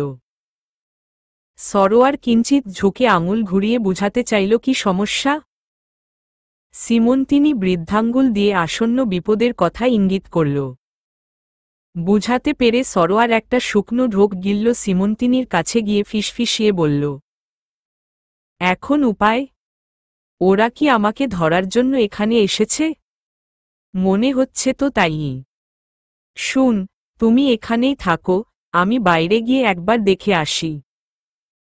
সরোয়ার সভয়ে সিমন্তিনির হাত ধরে ফেলল। চাপা স্বরে কোমল গলায় বলল, কোথাও যাবে না। তোমাকে বিপদের মুখে ফেলে আমি এখানে বসে থাকব? চলো আমিও যাব। বলেই সিমন্তিনির হাত ধরে পাথরের পিছন থেকে বাইরে বেরিয়ে এল। সঙ্গে সঙ্গে কয়েকটা প্রলুব্ধ টর্চের আলো তাদের চোখের উপর পতিত হল। হাত উঁচিয়ে সেগুলাকে রোধ করার বৃথা চেষ্টা করল দুজনে। লোকগুলো নিজস্ব কায়দায় গান হাতে ধীরে ধীরে এগিয়ে এল। সবার হাতে বড় বড় রাইফেল। মানব সন্তান শত্রু চিনতে ভুল করে না। সিমন্তিনিও করল না। এক ঝটকায় সরোয়ারের হাত ছাড়িয়ে মারমুখী ভঙ্গিতে লোকগুলোর দিকে এগিয়ে গেল। একটা তীর নিয়ে সুমুখে থাকা লোকটার গায়ে বিদ্যুৎ গতিতে ছুঁড়ে মারল। সঙ্গে সঙ্গে তীরের তীক্ষ্ণ ফলা লোকটার সরাসরি বুকে গিয়ে বিঁধল। তীরের ধারালো ফলা বুক দিয়ে ঢুকে পিঠ দিয়ে বেরিয়ে গেল। বিকট একটা চিৎকার করা লোকটা মাটিতে লুটিয়ে পড়ল। এরপর সিমন্তিনি বর্ষা হাতে নিয়ে একজনের পেটে ঢুকিয়ে দিল এবং সঙ্গে সঙ্গে সেটা বের করে আনল। ছলাৎ করে 1 ছটা রক্ত বেরিয়ে এল। সেই গতিতেই বর্ষা একজনের পা দিয়ে ঢুকিয়ে দিল। পুরো কাজটাই চরম বিচক্ষণতার সাথে করল সে। বাকি লোকগুলো অনর্গল এলোপাতাড়ি গুলি ছুড়তে লাগল। তড়িৎ বেগে বর্ষা দিয়ে অন্যজনকে মারতে উদ্যত হতেই তার পাশের জন একটা ইঞ্জেকশন সিমন্তিনির ঘাড়ে পুশ করে দিল। সংজ্ঞা হারিয়ে লোকটির গায়ে ঢলে পড়ল সিমন্তিনি। লোকটি ক্রূর হেসে ধাক্কা দিয়ে মাটিতে ফেলে দিল তাকে। এতক্ষণ পর হুট করে সরোয়ারের মোটা মাথায় বুদ্ধির আলো জ্বলল। কোমরে গুজা রিভলভারে হাত দিতেই একজন রুমাল হাতে তার মুখ চেপে ধরল। সেও সংজ্ঞা হারিয়ে মাটিতে লুটিয়ে পড়ল। পূর্ণেন্দু তিথিতে অল্পক্ষণের মধ্যেই একটা অনার্ধ্য প্রকীর্ণ বিভৎস ঘটনার জবনিকা টানা হল। নইলে এর বিভৎসতা যে কতদূর গোড়াতো তার কুলকিনারা নেই। কত কিছু যে বিমথিত হতো তার হিসেব অন্ত নেই। আজ না হোক কাল তো হবেই। এই মনোভাবই যেন নিরপেক্ষ প্রকৃতির মাঝে বারবার সঞ্চরণ করে ফিরছে। লোকগুলো কারা সেটা সীমন্তিনী ধ্যানধারণার বাইরে থাকলেও সরোয়ার দেখেই বুঝে নিয়েছিল এরা কারা, কি চায়, কাকে চায়, কেন চায়। সরোয়ার যখন সংজ্ঞা ফিরে পেল তখন সকাল হল মাত্র। চারিদিকে ভোরের আলো ফুটেছে সবে। একটা ছোট ঘরের মধ্যে পিলারের সাথে তার হাপা আটসাটোভাবে বাঁধা। নিজের সর্বশক্তি দিয়ে নড়তে চেয়েও পারল না সে। উল্টো হাতের মধ্যে দাগ বসে গেল। চারাদিকে একবার তাকালো সে। ঘরের এক কোণে নড়বড়ে ছোট্ট একটা জানালা ঈষদোন্মুক্ত। জানালা থেকে অল্প দূরে সীমন্তিনীর নিথর দেহ মাটির উপর হয়ে আছে। ভোরের স্নিগ্ধ মেদুর আলো তার মুখের একপাশে ঠিকরে পড়েছে। আজানা আশঙ্কায় সরোয়ারের বুকের ভেতরটা তোলপাড় শুরু হয়ে গেল। সীমন্তিনীর কিছু হয়ে যায়নি তো? শঙ্কা কাটিয়ে সরু গলায় ডাক দিল সরোয়ার, সীমা, সীমা। সীমন্তিনী। সীমন্তিনী ঈষৎ নড়ল শুধু। চোখ মেলতে পারল না, জবাবও দিতে পারল না। তার নিমিলিত চোখ দিয়ে এক ফোঁটা জল ধীরে ধীরে গড়িয়ে পড়ল। ভোরের আলোতে তা চকচক করে সরোয়ারের চোখ ধাঁধিয়ে দিল। জোরে একটা দীর্ঘশ্বাস ছাড়ল সরোয়ার। যাক, কিছু হয়নি। সময় গড়াল। সূর্যের আলোর তেজটা বাড়তে লাগল। একটু পরে দরজা খুলে কয়েকজন লোক ঘরে প্রবেশ করল। সবার চেহারা মশিলিপ্ত করে বেয়ারা রূপ ধরানো হয়েছে। লোকগুলোর মধ্যে একজন লোক সাদা স্যুট পরা, গায়ের রং কালো, চোখে চশমা, প্রকাণ্ড কপাল, খাড়া নাক আর অগ্নিবর্ণের চোখ, নিচের ঠোঁট আনুমানিক 1.5 ইঞ্চি পুরু।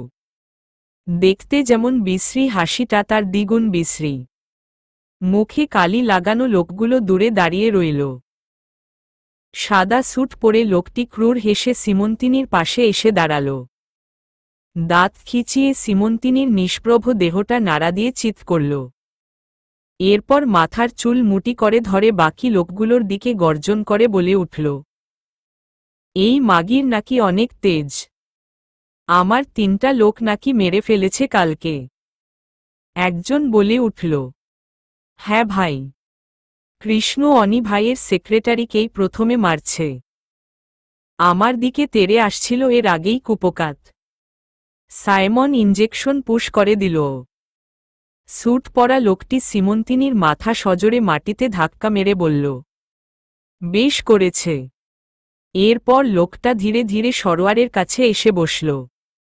দুরাগত ভাব নিয়ে বলল, মনে করিস না আমি কৃষ্ণ অনি। আমি তো তার ডান হাত।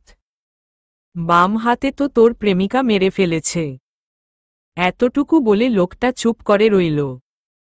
গালের খোঁচা খোঁচা দাড়ি চুলকাতে চুলকাতে আবার বলল, বড় ভুল হয়ে গেছে রে, তোকে সম্পূর্ণ না মেরে হেলিকপ্টারে করে জঙ্গলে ফেলে দিয়ে মেরে মাটি চাপা দিল এত কিছু হতো না।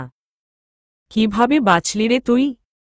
বলেই লোকটা ক্রোধোন্মত্ত হয়ে সরোয়ারের গালে সজোরে চর বসিয়ে দিল। চিৎকার করে বলতে লাগল, শালা, তোর সমস্ত প্রপার্টির 10% পেতাম আমি। 2 ভাই বোনেরই কই মাছের প্রাণ। একটাকে ধরতে গিয়ে আরেকটা পালিয়ে গেল। বল, তোর বোন কোথায়? কোথায় লুকিয়ে রেখেছিস তাকে? বলে রিভলভার হাতে নিয়ে সেটা দিয়ে একটা বাড়ি দিল। ঠোঁট কেটে রক্ত বের হল সরোয়ারের। মাথা ঝিনঝিনিয়ে উঠল। ভাঙা গলায় বলল, আমি জানি না সে কোথায় আছে। লোকটি অধিকতর জোর দিয়ে বলল, জানিস? আলবত জানিস। শালা বাস্টার্ড। বল না হয় তোর ওই হাফ প্যান্ট পরা প্রেমিকার কি হাল হয় দেখিস। সরোয়ার স্তিমিত চোখে চেয়ে রইল। ভয়ে তার সর্বাঙ্গ কণ্টকিত হয়ে উঠল। চলবে।